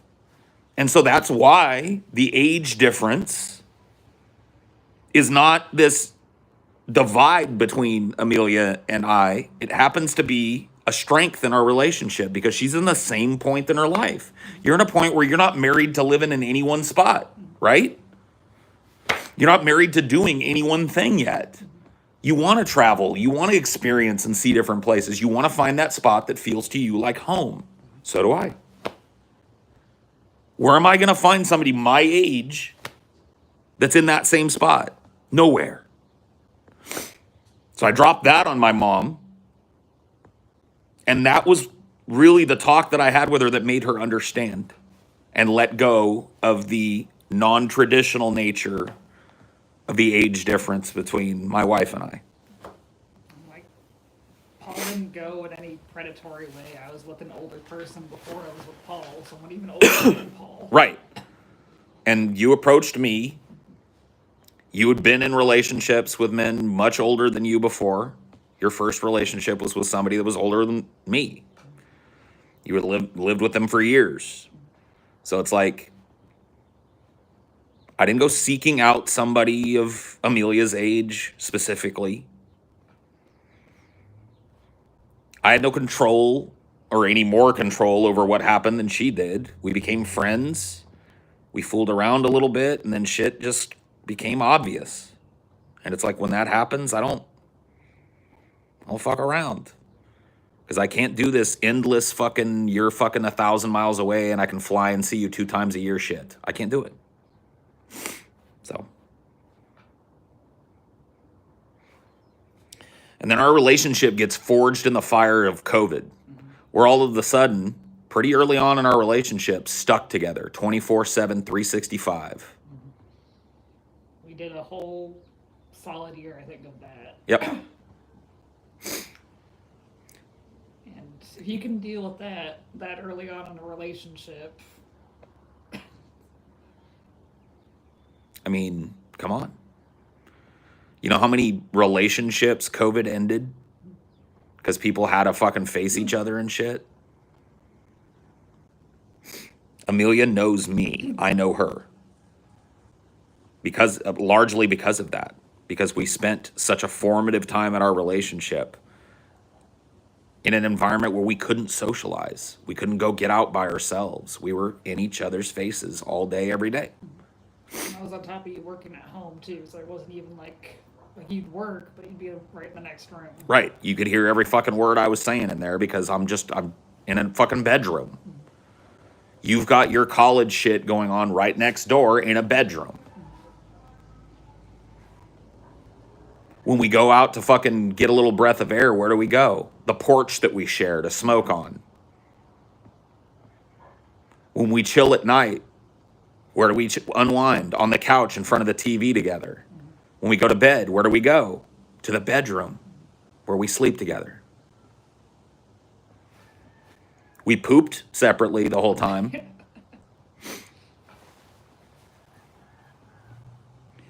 It's rare to know exactly what you want in a relationship. Well, the downsides of it, if we're going to be honest, when we're talking about the fucking age difference is, I'm a profoundly different person than I was when I was Amelia's age now. I want different things out of life. If you were to talk to 23-year-old Paul, I'd have a lot of the same opinions and shit about things. I'm not saying I'm a completely different, unrecognizably different person, but what I want out of life, I didn't know then. And so I would have given you some answers to try and seem self-assured, but when it came down to it, you understand? So You were on the track of picket fence, 2.5 kids. right. Was walking down that road.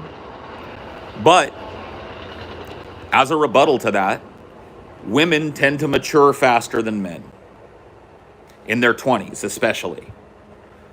Men's 20s are like a second adolescence in a way, up till a certain point in the 20s, around 25. Women don't have that second adolescence as a rule. Women kind of move more adjacently to a normalized American, whatever, German, French, African lifestyle by that age. So, Popping out some kids. Fucking. right. So I know what I want to do as a career for the rest of my life. Amelia doesn't. She's 23. She doesn't have to. She's got a ton of transferable college credits. She's finished school to the capacity that she can from a distance. All of that shit that she's done is transferable to anything she would like to do. She's at a point in her life where she's looking around at different places. She wants to go to different places, explore her inner self and find out what she wants to do. And that is so fucking imminently compatible with me being a dude that knows what he wants to do, but doesn't know where he wants to be. I'm 40. Oh, thank you. Paul is 48. Peyton? Watching you.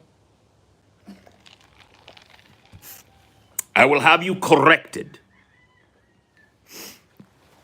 Your master will be much vexed when he hears that you've been lying about me. Yeah. Yours is not to tell a lie. TJ is, Peyton. Better know. He knows. Is coming up. He knows how old TJ's turning. Peyton, how old is TJ turning? You got to know this. Don't just say I do. Numbers. I do. Oh, Peyton. Got beat to the punch, Peyton. 148 years old. You told the truth. You've told the truth of your master's immortality. I shall tell him of this, Peyton, and you will be corrected. You were supposed to lie and say 36, Peyton. That is the age we have told people, Peyton.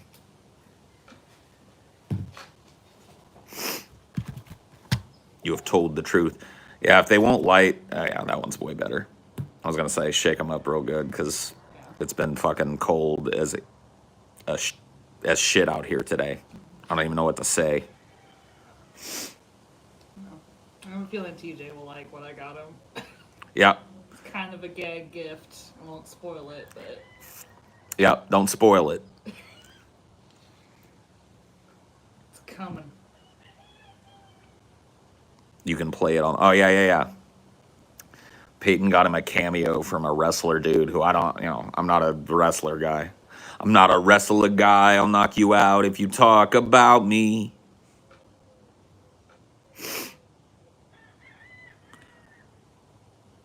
You guys be doing a stream on TJ's birthday or something? That's not really an established thing. Typically, TJ spends his birthday with his family or doing something, with his friends and family. Yeah, it's this only year, the weekend, so you probably will end up giving him a break.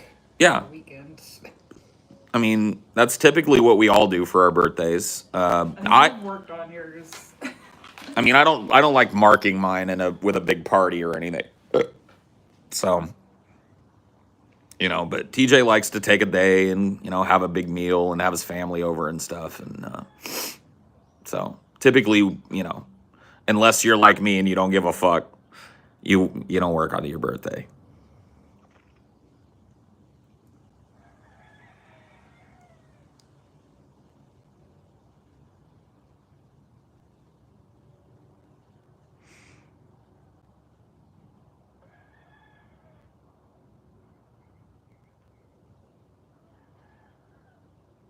You see over there?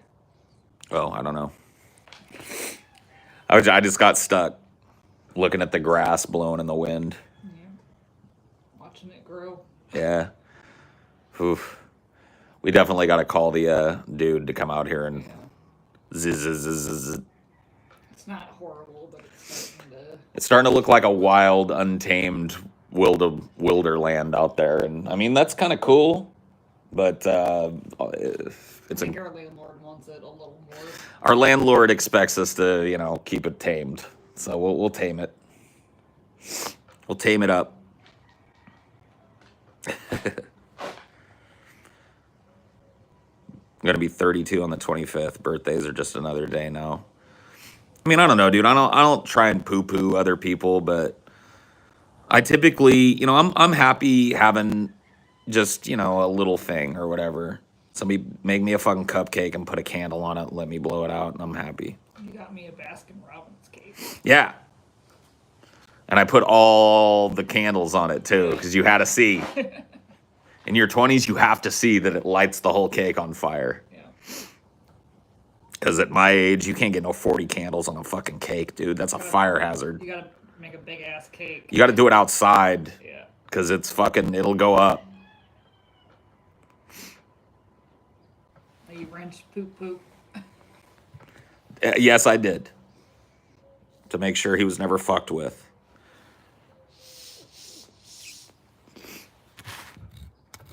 I wanted to make sure poop was never overzealously fucked with.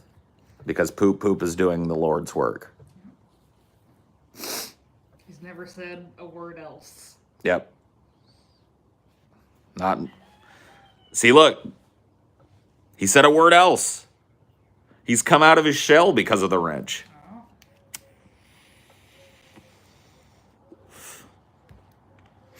Poop is greater than Jesus. Agreed.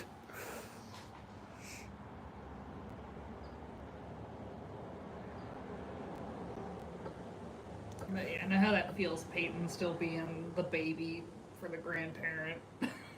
Oh, yeah. I don't have any grandparents, and I was never the baby anyway.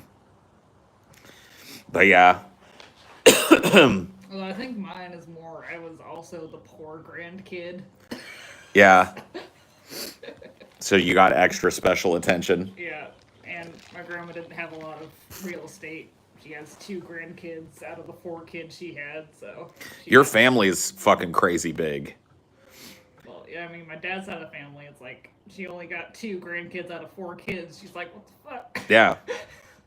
That's true. She got gypped on the grandkids. Because they got divorced, and then your mom went off and had 2 little girls, and it was like... Dude, if I was her, I'd be like, yoink. She did, didn't she? She's like, those are my grandkids anyway. Yeah. Yep. You're divorced. I didn't get divorced. And that's the truth, too, man. When kids are involved, divorce becomes a whole different fucking thing, man. Breaking up in general becomes a whole different thing because it's like you can split up the family between the two of you, but you can't fucking make that go away. Like once you've got a kid together, you got all these interested parties who you have to work with, you know. They got grandparents on both sides of the fucking equation and shit. It's the way it is.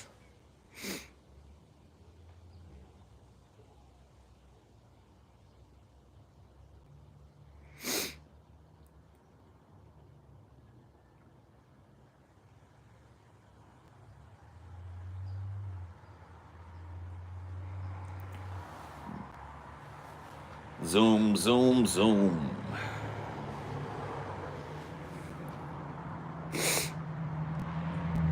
Damn, Ira. 1 out of 9? Oof.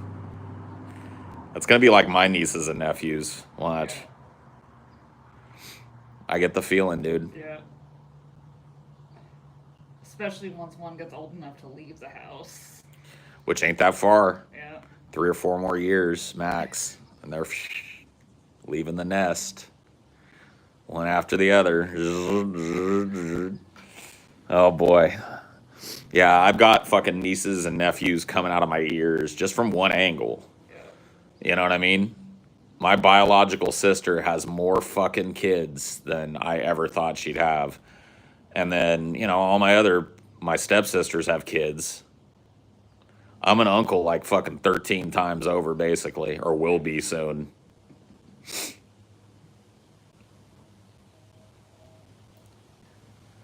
And I'm happy to be the weird / cool uncle. That's what I'll be. See, a lot of them right now are just still like, you know, they're in high school and shit. Once they come out of that and get college aged and shit, I'm going to be the cool uncle. Oh, yeah, that's right. Uncle Paul's a fucking weirdo. Let me call him. He'll understand. And I will. Unless it's something fucking insane, like, I like killing people. Then I'll be like, all right, that's fine. I'll hang up and call the FBI. You know what I mean? And or help them hide the body. But then you gotta go to therapy. But then you got to go straight to fucking therapy after that. You look me in the eye and you tell me this is the only time you've done this. All right. I'm going to help you get rid of this. But this is it. And you're going to therapy to work on your anger issues. Uncle Paul, you get one body. One body, that's it. I have a one body rule.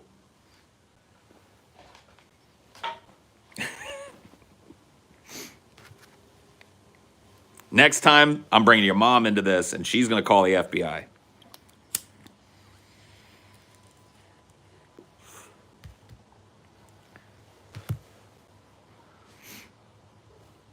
You get one cig and one body, right? And you can choose to take it while you're cutting up the body. Because you're the Chris Moltisanti in this fucking deal, and I'm the fucking Tony Soprano. So you're putting that in the fucking bathtub, and you're getting the meat cutter, and you're cutting it up into usable chunks and shit. That's your job. I'll oversee the whole fucking thing. I'll watch out the window and smoke cigars and shit. Make sure nobody pulls up. And when it gets dark, we're going to take this out, and you're digging the hole. You're going to put it in all the holes. We're driving all over the goddamn place. It's your fucking thing. I'm just supervising. And that's it. One body. I feel like the desert's probably the best place. For part of it, yeah. Yeah. Put the head out there. Yeah. And the hands.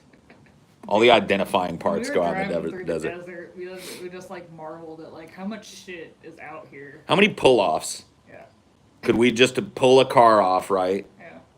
Pull down a road a little bit, park it in the dark in front of some scrubby bushes or something, turn all the lights off, and just walk for fucking 6 miles to a place that nobody's fucking maybe set foot in ever. Yeah.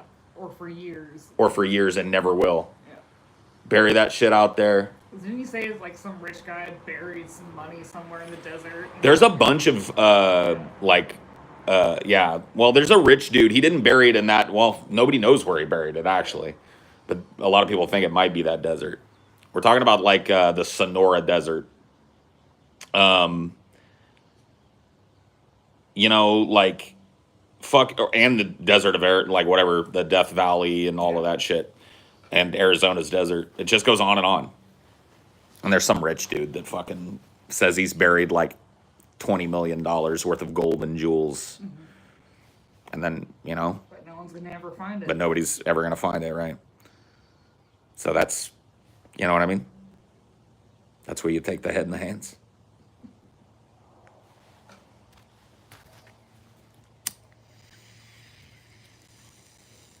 Peyton, you don't understand how big that desert is. It's way better than pigs. Yeah, pigs are. There's a whole operation there, and you're involving other people because you got to fucking now you got to pay the pig guy to look the other way while you feed it to the pigs. No, you cut the corpse up, you dump part of it in the fucking river or the ocean, some body of water off the beaten path. You weight it down so it sinks. If they find it, it's a torso. They can't identify it.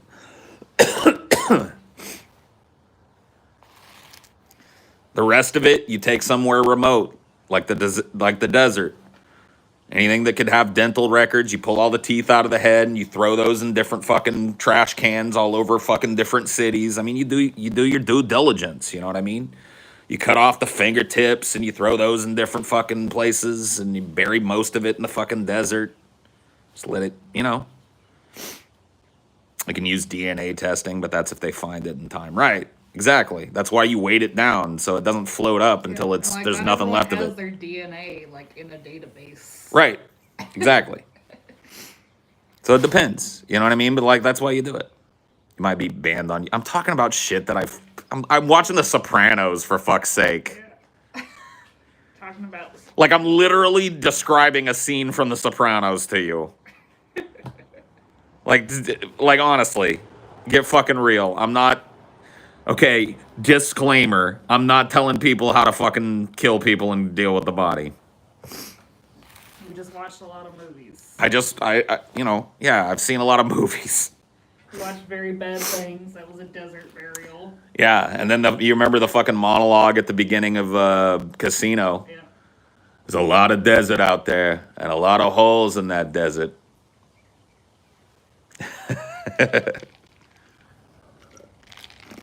That's just a fact. Like, who knows how much is out in that desert? Yep. Who knows what buried treasures? Your old wedding ring is somewhere in that desert. It's true. I like imagining a little lizard found it and started rocking it, a little necklace. Yep. Who knows? Some other person might have fucking been out there with a metal detector and been like, "Root, root, root," whoa, and sold it, Got a couple $100 for it or whatever. I don't know what happened. It eventually like blew into the street and got run over and becomes part of the road out there and just buried in tar, Who knows? I like my lizard Yep. rocking that idea though. Cactus grows on top of it. It pools up a little bit of water in the center of it and a cactus grows through it, That'd be kind of cool.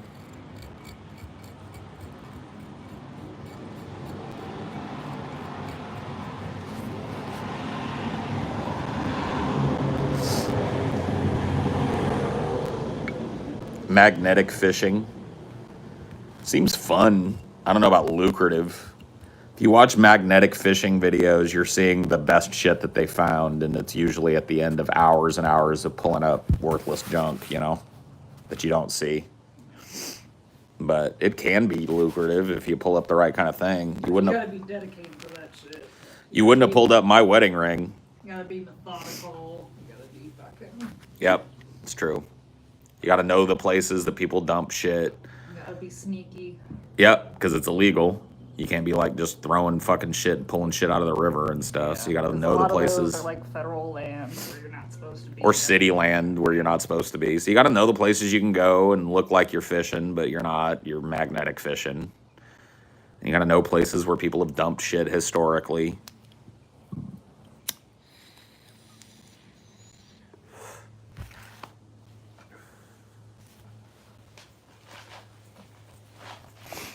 My friend thinks that we have the right to destroy the planet because it's survival of the fittest, and he says we are the fittest. Well, your friend's a fucking idiot, and he's I mean, gonna my find out we're grandma has not. the same kind of outlook. Like she's a very objectivist, like pure objectivist, where it's like She's like Ayn Rand. yeah, Got it.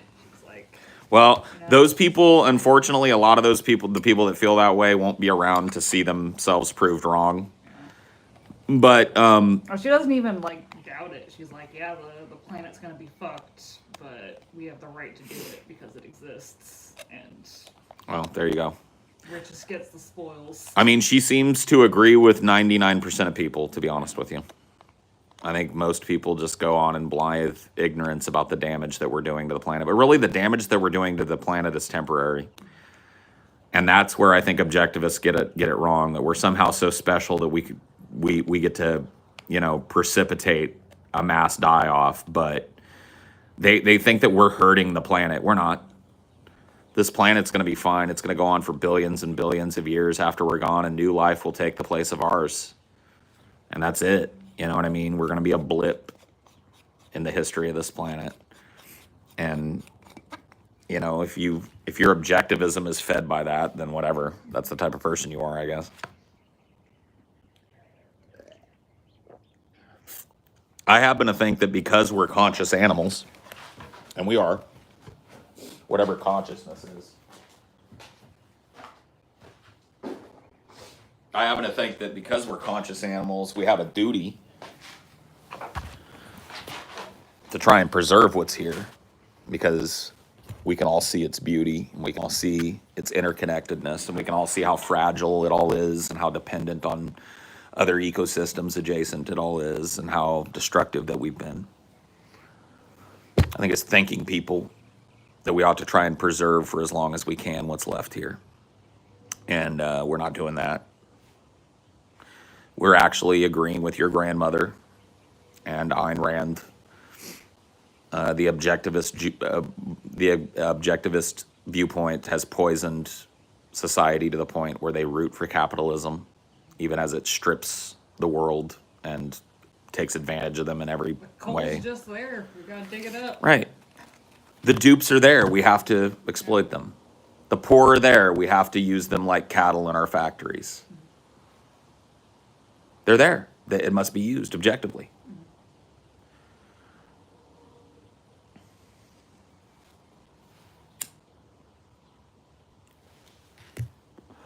Objectivism is a poison.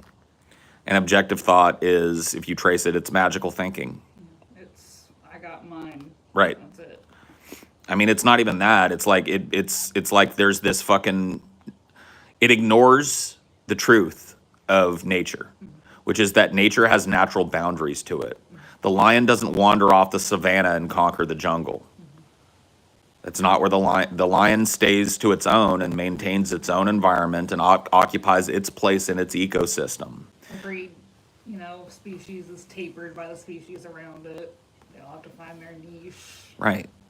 There's an overall enforced respect of the planet in all of nature except humanity.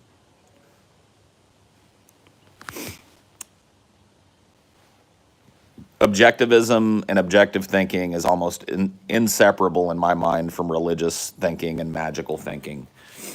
It is very clear that we live in a subjective universe to me. What do you think about the growing number of pro-gun leftists?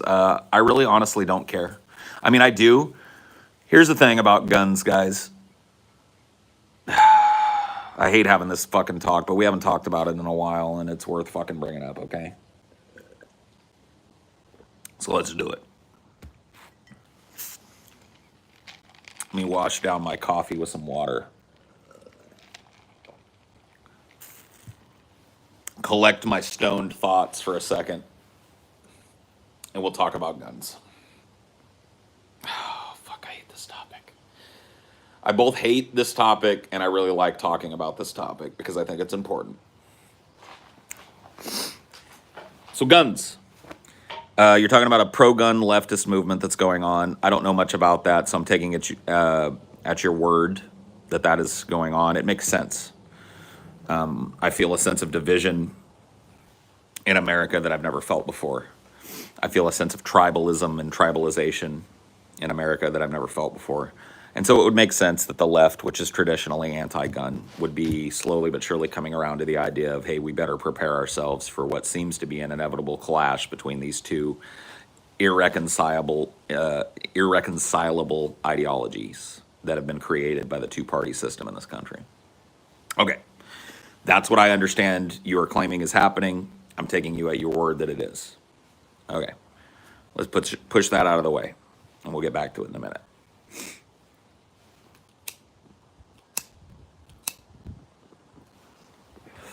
I will start by giving you my history with guns, not because I want to bore you with a bunch of inconsequential nonsense, but I want you to understand where my thinking comes from by being open and honest with you about guns. I was raised in a country environment where guns were pretty ubiquitous. Everybody I knew had a gun. My dad had several guns. I was taught to shoot guns. I used to shoot skeet. If you've never shot skeet, it's somebody will fling what's called a clay pigeon and say pull, you know what I mean? Sometimes they fling it, sometimes there's a machine that flings it. I used to go up in the woods and do it a lot. So I was taught to handle guns. I was taught gun safety at a very early age. And I was raised around them and raised not to be afraid of them. I've shot some weird fucking guns. We used to have a friend that was kind of a gun nut, friend of the family, owned a piece of property that was way out in the middle of nowhere where you could basically let off any kind of fucking ordnance you wanted and nobody was going to hear it. And we would go up there and he would have these hay bales set up with targets and he would have, you know, leaning posts at various ranges and he had various guns. And I've shot fucking assault rifle style weapons, pistols of all different kinds, revolvers, 9mm, your typical shit. I'm not a gun guy, so I don't know the name of everything I shot. I was a kid. I was 8, 9, 10. I'm not even fucking with you. Okay? So you got to understand that I come from a tradition of being immersed in firearms and also a tradition of people who knew how to safely handle said firearms. Now you might go like, oh yeah, letting a fucking 8-year-old or a 9-year-old light up a target, that's really being safe with firearms. Well, if you're raising your child in an environment where guns are that ubiquitous, that child curiosity being satisfied by being in a supervised environment and being allowed to play with these guns in a supervised way and learn how to do it fucking safely is better than fucking tabooizing it Because and having your kid blow his head off accidentally. Injuries are people not respecting. Right. Don't point the barrel at anything you don't want to destroy. Exactly. You never point a gun at something that you don't want to utterly obliterate off of the planet. You never put your trigger or your finger through the trigger guard and onto the trigger of a gun unless you want to fire that weapon and kill whatever's in front of it. You like there's a number of, you know, you look down the chamber to make sure that a weapon is unarmed before you start playing with any of the mechanisms on it. You make sure that, you know, you kick out your fucking barrel on your revolver and you make sure that it's empty before you open up your fucking 9mm and make sure that one isn't chambered already. Even if you ejected a full clip, you make sure that a weapon is fucking unarmed. You double check, you triple check. You do it every time you pass the weapon to another person. You show them. They should look themselves before they start handling the weapon in any way that would be unsafe. You understand? I was raised in this, steeped in that fucking tradition. Okay? And then something happened to me. When I was about 16 years old, I was carjacked at gunpoint with a 9mm handgun. And that gun was held to my head for an hour and a half while I was driven out into the middle of nowhere, forced to strip naked, and forced at gunpoint to walk out into the middle of a fucking field in the middle of November. Okay? I survived that. I came back from that. But that changed the way that I thought about guns. Because I realized that even though I was trained and treated well when it comes to guns, and shown as a child how to safely handle those, many people were not. And that guns were a liability. I'm sure the people that held it to you didn't understand that it could have gone off and that they didn't intend to shoot you, that they shouldn't have been doing that. I will tell you about the weapon that was used in the violent crime that was perpetrated against me. It was what they call a street piece, and it was modified in 2 or 3 very interesting ways. It was a Glock 9mm, a very typical, easy to get weapon in the United States. It had an illegal, in California, which is where I lived at the time, extended clip, which allowed it to fire in excess of what the gun was supposed to be able to hold. It had the safety removed from it, and it had an illegal, in California at the time, hair trigger, which means that You don't have to. on a normal Glock, you have to deliberately squeeze the trigger to pull a round off. And this one you could just tap. This was held to my head for an hour and a half.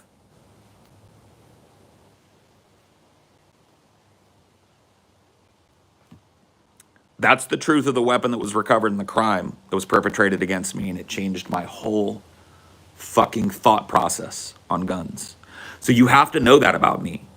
I'm being honest about all of this shit because I want you to know that what follows in this conversation, wherever it goes, is colored by that. And if you think that's emotional, you have to either get past it and not listen to me, or you have to accept it and we can move forward with talking about where I see guns in our society and how I see them.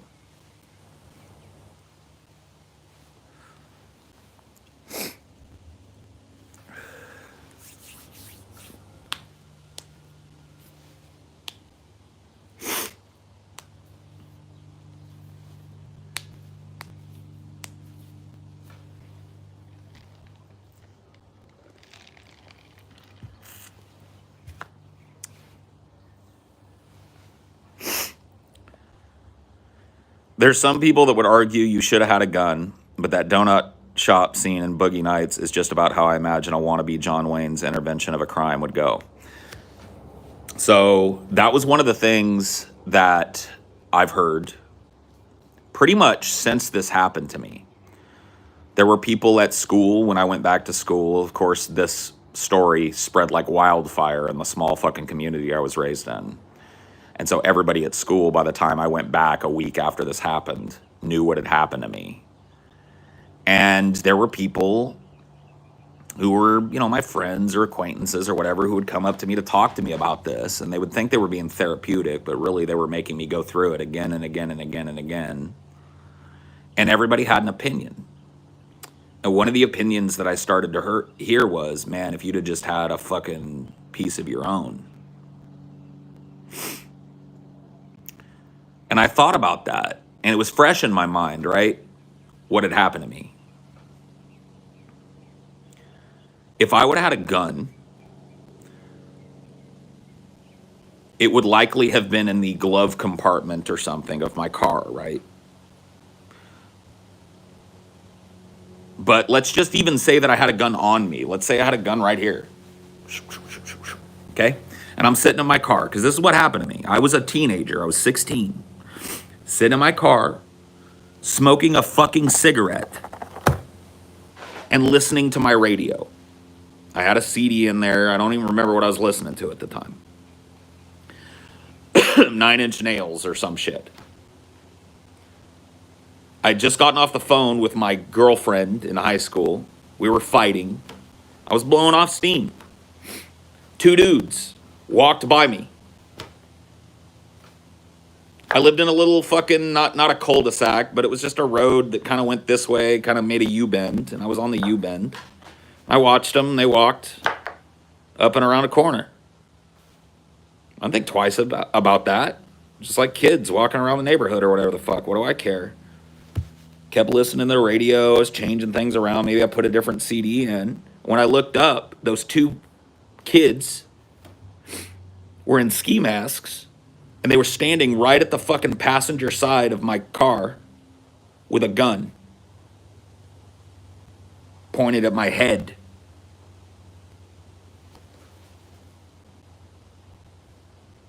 So, let's walk through the scenario. I've got a gun right here. What? Do I slowly all right, guys, all right. Because they told me put my fucking hands up. All right, guys.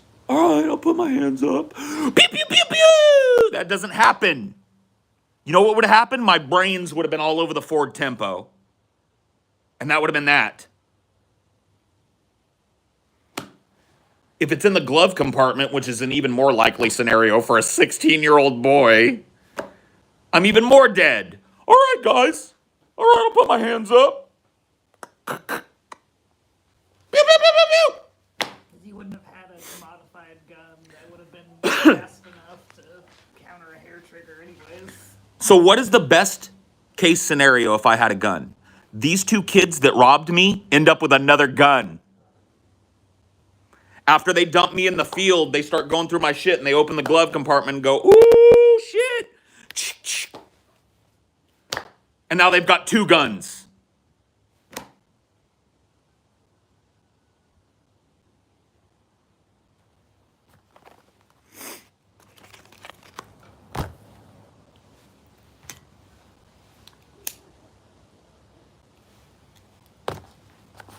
Best case scenario, things go exactly the same, and the people that robbed me had another gun.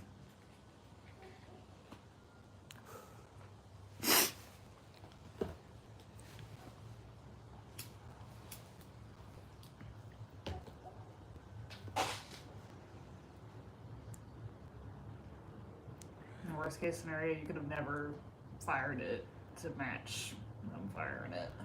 I would have had to I wouldn't have had a street piece. I wouldn't have had a fucking, it had no serial number. All the serial numbers were filed off of this gun. It was a legit fucking gangsta street piece or whatever the fuck. This was for blasting people out the fucking windows of cars and shit. So you don't have to pull the trigger. Pop, pop, pop, pop, pop, pop, pop. It's a semi-automatic weapon. You can fire it as fast as you can pull the fucking trigger. They had it to my head immediately. I had my window cracked so the smoke from the cigarette could go out. They tapped on that window with the barrel of the gun. Tink. That's how they got my fucking attention. Tink, tink, tink. And I looked, and there was a gun.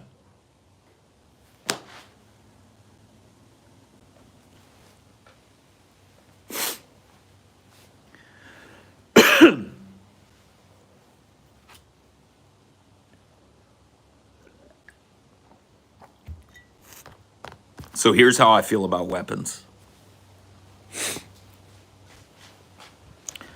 I feel that if you should be licensed, hold on, let me read this. Someone tried to rob my dad at gunpoint in the 90s and he beat the fuck out of them and caught a felony for bashing their car up.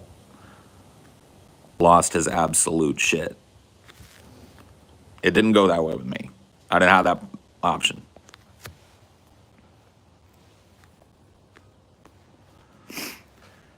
Yeah, that kind of gun to your head. Imagine they hit a bump in the road. I can only assume that the dude had his finger on the trigger guard and not on the trigger.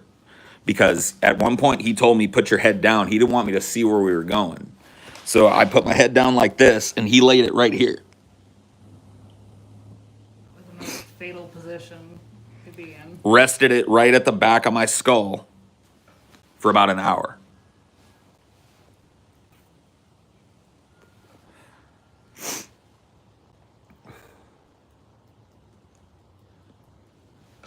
So, if you want to talk to me about guns, that's the barrier you've got to get through. And you've got to understand that my fucking thinking on guns is colored by that. It's also colored by the childhood that I told you about.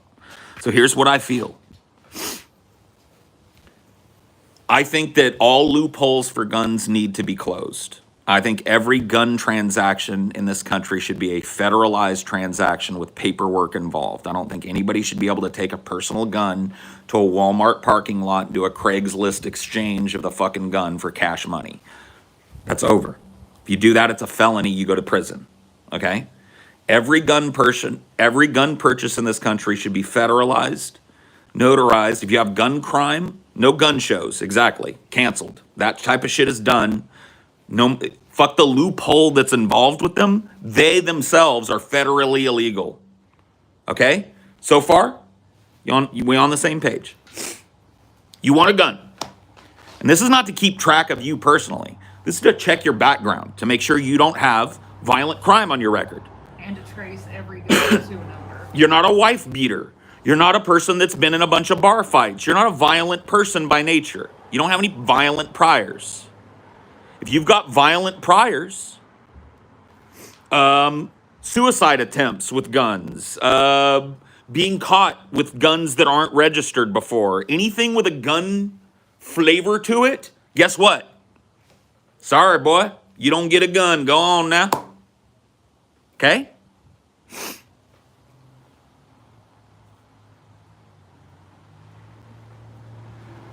Now, let's say you walk in and you do pass the background check, which includes, I'm sorry to say this, I'm not trying to fucking discriminate against people with mental problems, but it includes a check of your medical history for mental problems. That's on the books in a lot of places, but Needs- where are you going to get someone honest to be like, oh yeah, I was in the hospital? Right. This background check has to be that level of thorough. They need to, like, if you're psychotic or something, people need to know. Even if you don't have a violent prior, if you fucking have a break and you walk into a fucking store and you have prior history of being on fucking Halcyon or being on fucking lithium or whatever the fuck, this gun shop needs to know that shit. Because there's no way you should have a fucking weapon. I'm sorry. Wouldn't even want you to have one. Probably. No. I have a history of fucking suicide attempts. I have major depression. I have generalized anxiety disorder. I have PTSD. I should never own a gun under my system.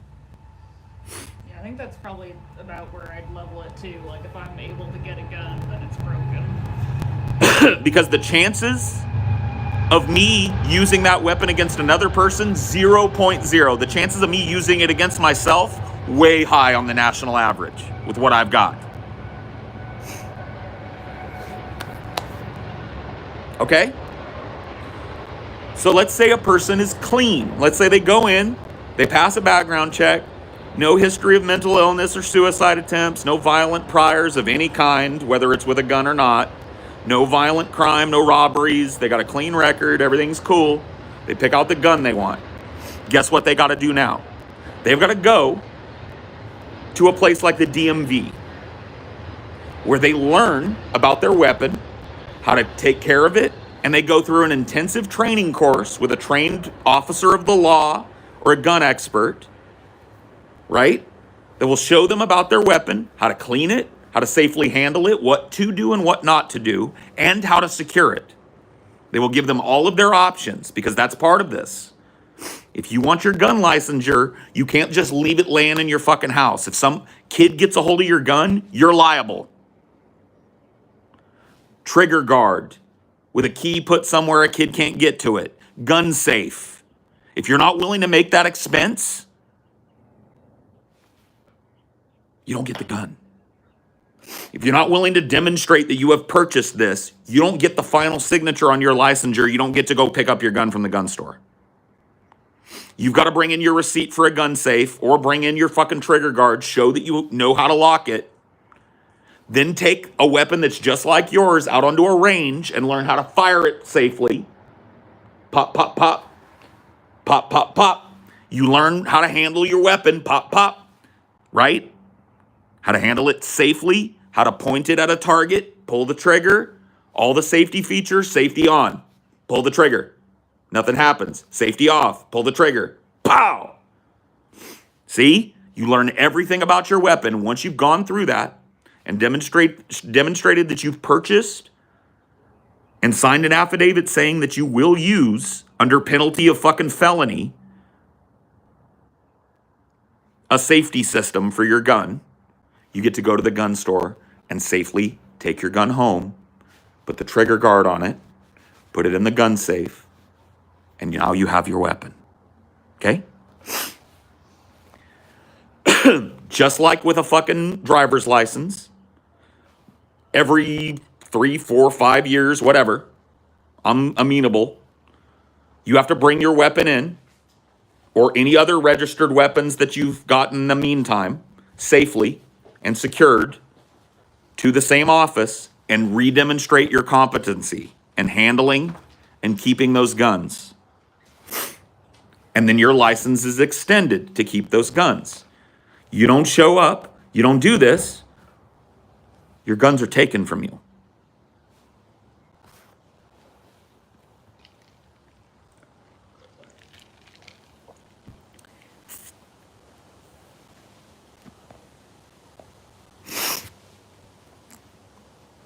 That's how I feel about guns.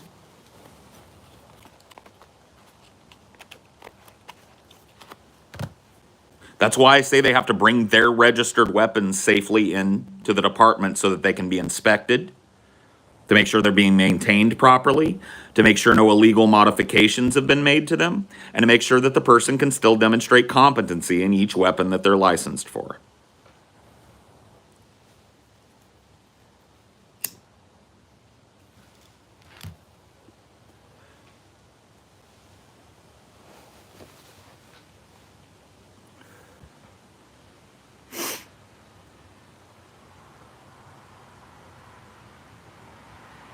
Yeah, better than any fucking ban on bump stocks or extended clips or fucking sights or whatever the fuck, or barrels of certain types or this or that. Better than any fucking blanket federal ban on some fucking little modification to a weapon. There needs to be a sea change. Every weapon in America needs to be registered federally.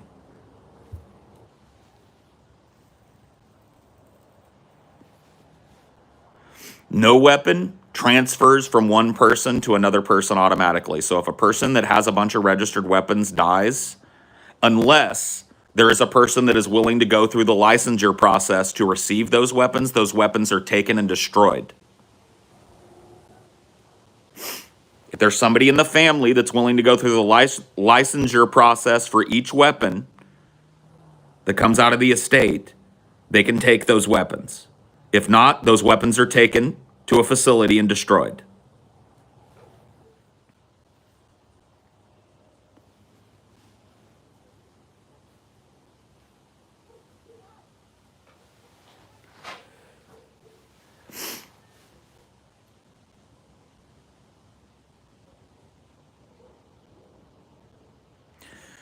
We should end opened and concealed carry. I totally agree. Well, here's the thing. I think that concealed carry should be extraordinarily restricted, and I think it should be a special licensure, like a Class C license is for driving a big rig or whatever the fuck.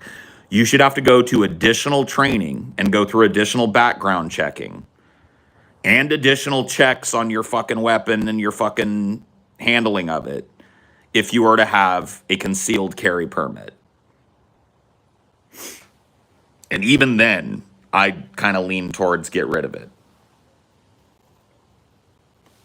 But if you're going to do that within the system that I've talked about, you go to additional classes. You go through an additional round of federal background checks. You submit to additional checks on your fucking person and keeping of the gun. And that's that.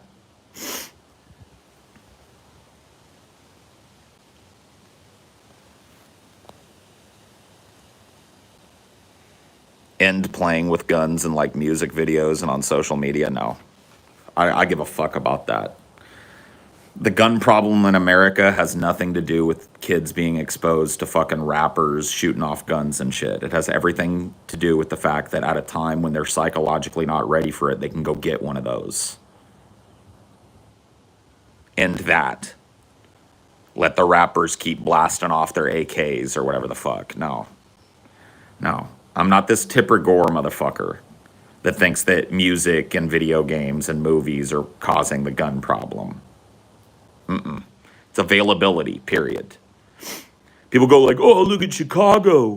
What a fail. They banned guns in the city of Chicago and it's got all these deaths. Yeah, did they ban guns in all of the little suburbs around Chicago? All the little shady gun shops. So you got to drive 20 minutes to get your strap now? Whoops. That's why banning guns in one big city is never going to fucking work.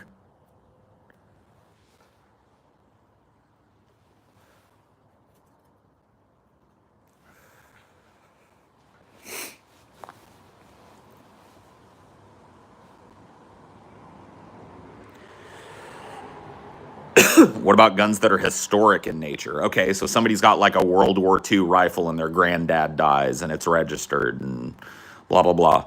If it's a weapon of historical significance and the family doesn't have anybody in it that can safely take possession of said weapon, then the weapon is taken to a national gallery to be displayed with a plaque thanking the family and thanking the soldier.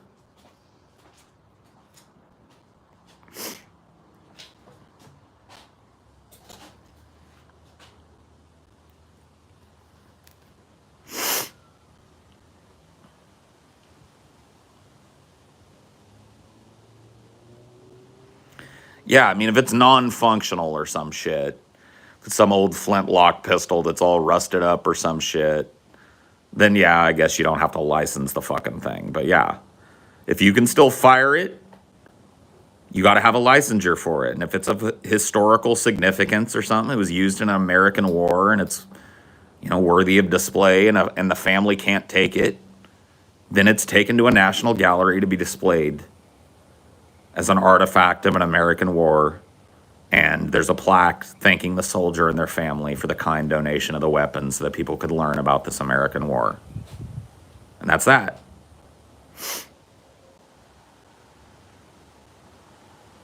I know a lot of like people mention like fingerprint guards on it. It's probably doable.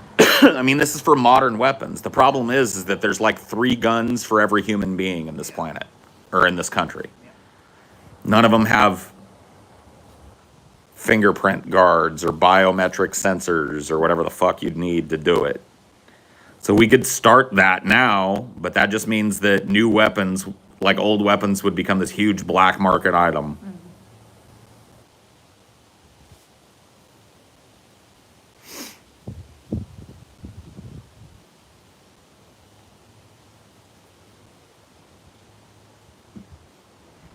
How many guns should each person be allowed to own? I don't know what the upper limit would be. I mean, how many guns could a person keep licensure on in my system? Because you'd have to be licensed individually for each weapon to show that you know how to safely handle and store it and have to continuously bring it in, right? So how many of those could a person possibly maintain safely? Oh, the answer to that is, like I said, I'm open-ended on that shit.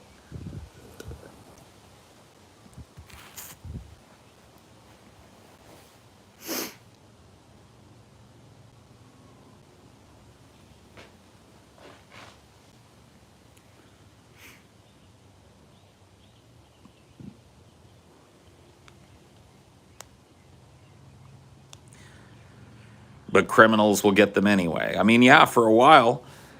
I mean, if you instituted the law that I did, and that piece that a criminal used could be traced to some other owner, and that owner didn't have a fucking theft of pre-law weapon on file, then that owner is now responsible in some way for the death of the person. Yeah, like that's another big thing to do is liability. Right. For every weapon you own. So, like, with this situation comes an immediate liability that extends to pre-law weapons. So I can't ever see federal troops storming people's houses and taking their weapons. So if you've got a pre-law weapon, fine.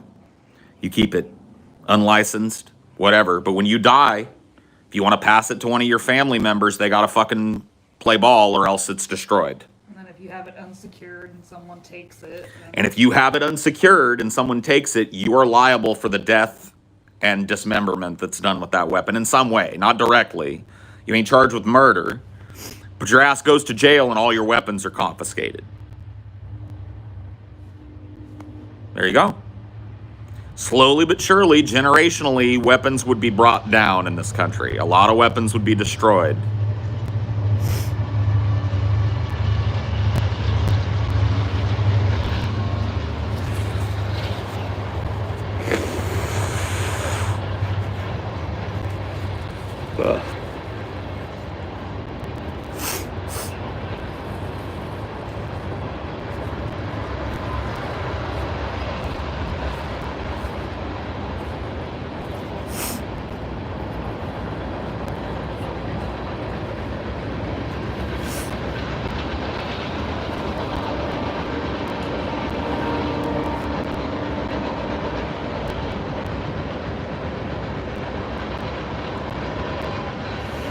No. No, nobody gets a tank. Nobody gets a big Barrett 50 cal repeating cannon or some shit. No. Mm-mm.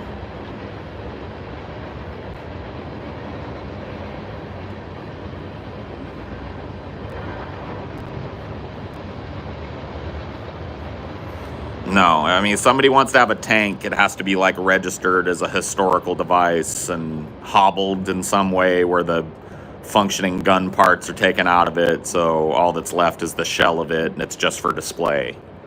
Nobody gets to own a functioning tank. There's no license for a tank. I mean, a lot of the restrictions you talk about, the vast majority of gun violence is accidents or self-inflicted. Right. I don't want some hee-haw hillbilly showing off to his friends shelling somebody's house. 3D printer.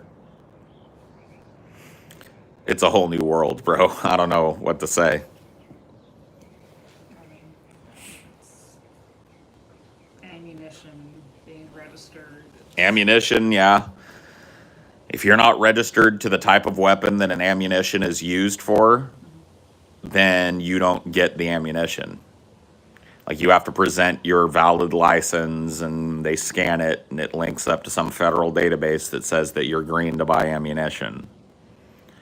So you can 3D print all the guns you want, but try firing a bullet out of one. You know? Yeah, it's the Chris Rock bit about bullets. We don't need gun control, we need bullet control. Yeah. Make bullets $5,000 a bullet.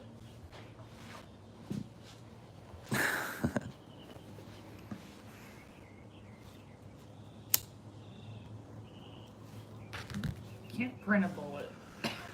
Can't 3D print gunpowder and shit.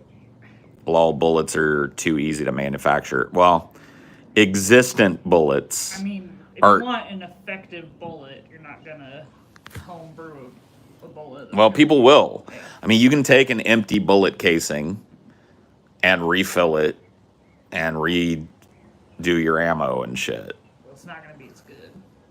No, I mean, like, if we instituted this law and the cops confiscated any pre-law ammo that they got from probate court that nobody could take, you know, just ammo in general that was pre-law got completely and utterly destroyed, we would generationally reach a point where having a street piece would be traced immediately to the person that owned it. And we could start instituting something like, you know, fingerprint identification or biometric ID or a gun won't fire. And slowly but surely phase out old pre-law guns until they're non-existent in this country. I mean, that's like generations and generations, but... I mean, ultimately, it's like anyone saying that, like, oh, but they'll still be on the street. It's like, no law is perfect. It's like people still kill each other, but murder is illegal. Like, If you don't want the gun to hit the street, you have to intercede in some way in the gun supply to the street. Right now, there's really no interruption from a gun being manufactured either here in the U.S. or imported from somewhere else, totally legally, and that gun hitting the street. Because there are private transfer laws in different states, there are gun shows, there are... big source for, Of course. Chicago. Of course it is. All the surrounding states, in fact, all of the fucking little towns that are around Chicago are gun havens for this reason. So it's like, I think that given some generational time, it would be way harder for a gun to hit the street. Because that would mean that a registered weapon had somehow found its way into the hands of a criminal, which means that somebody didn't do their fucking job. Somebody didn't store their weapon properly. Or you can demonstrate that, hey, I was out of town and they fucking cracked my gun safe. And then you're cleared of liability. The cops investigate, they see a fucking gun safe that's been cut into or stolen and cut into or whatever the fuck. You ain't got no liability. You did what you had to do. But if they go to your house and they just find that your gun was being stored up in the fucking cabinet or some shit, you're fucked. The rest of your guns are gone. Your licensure is gone. You don't get to own a weapon anymore. because you've facilitated a street crime with a gun.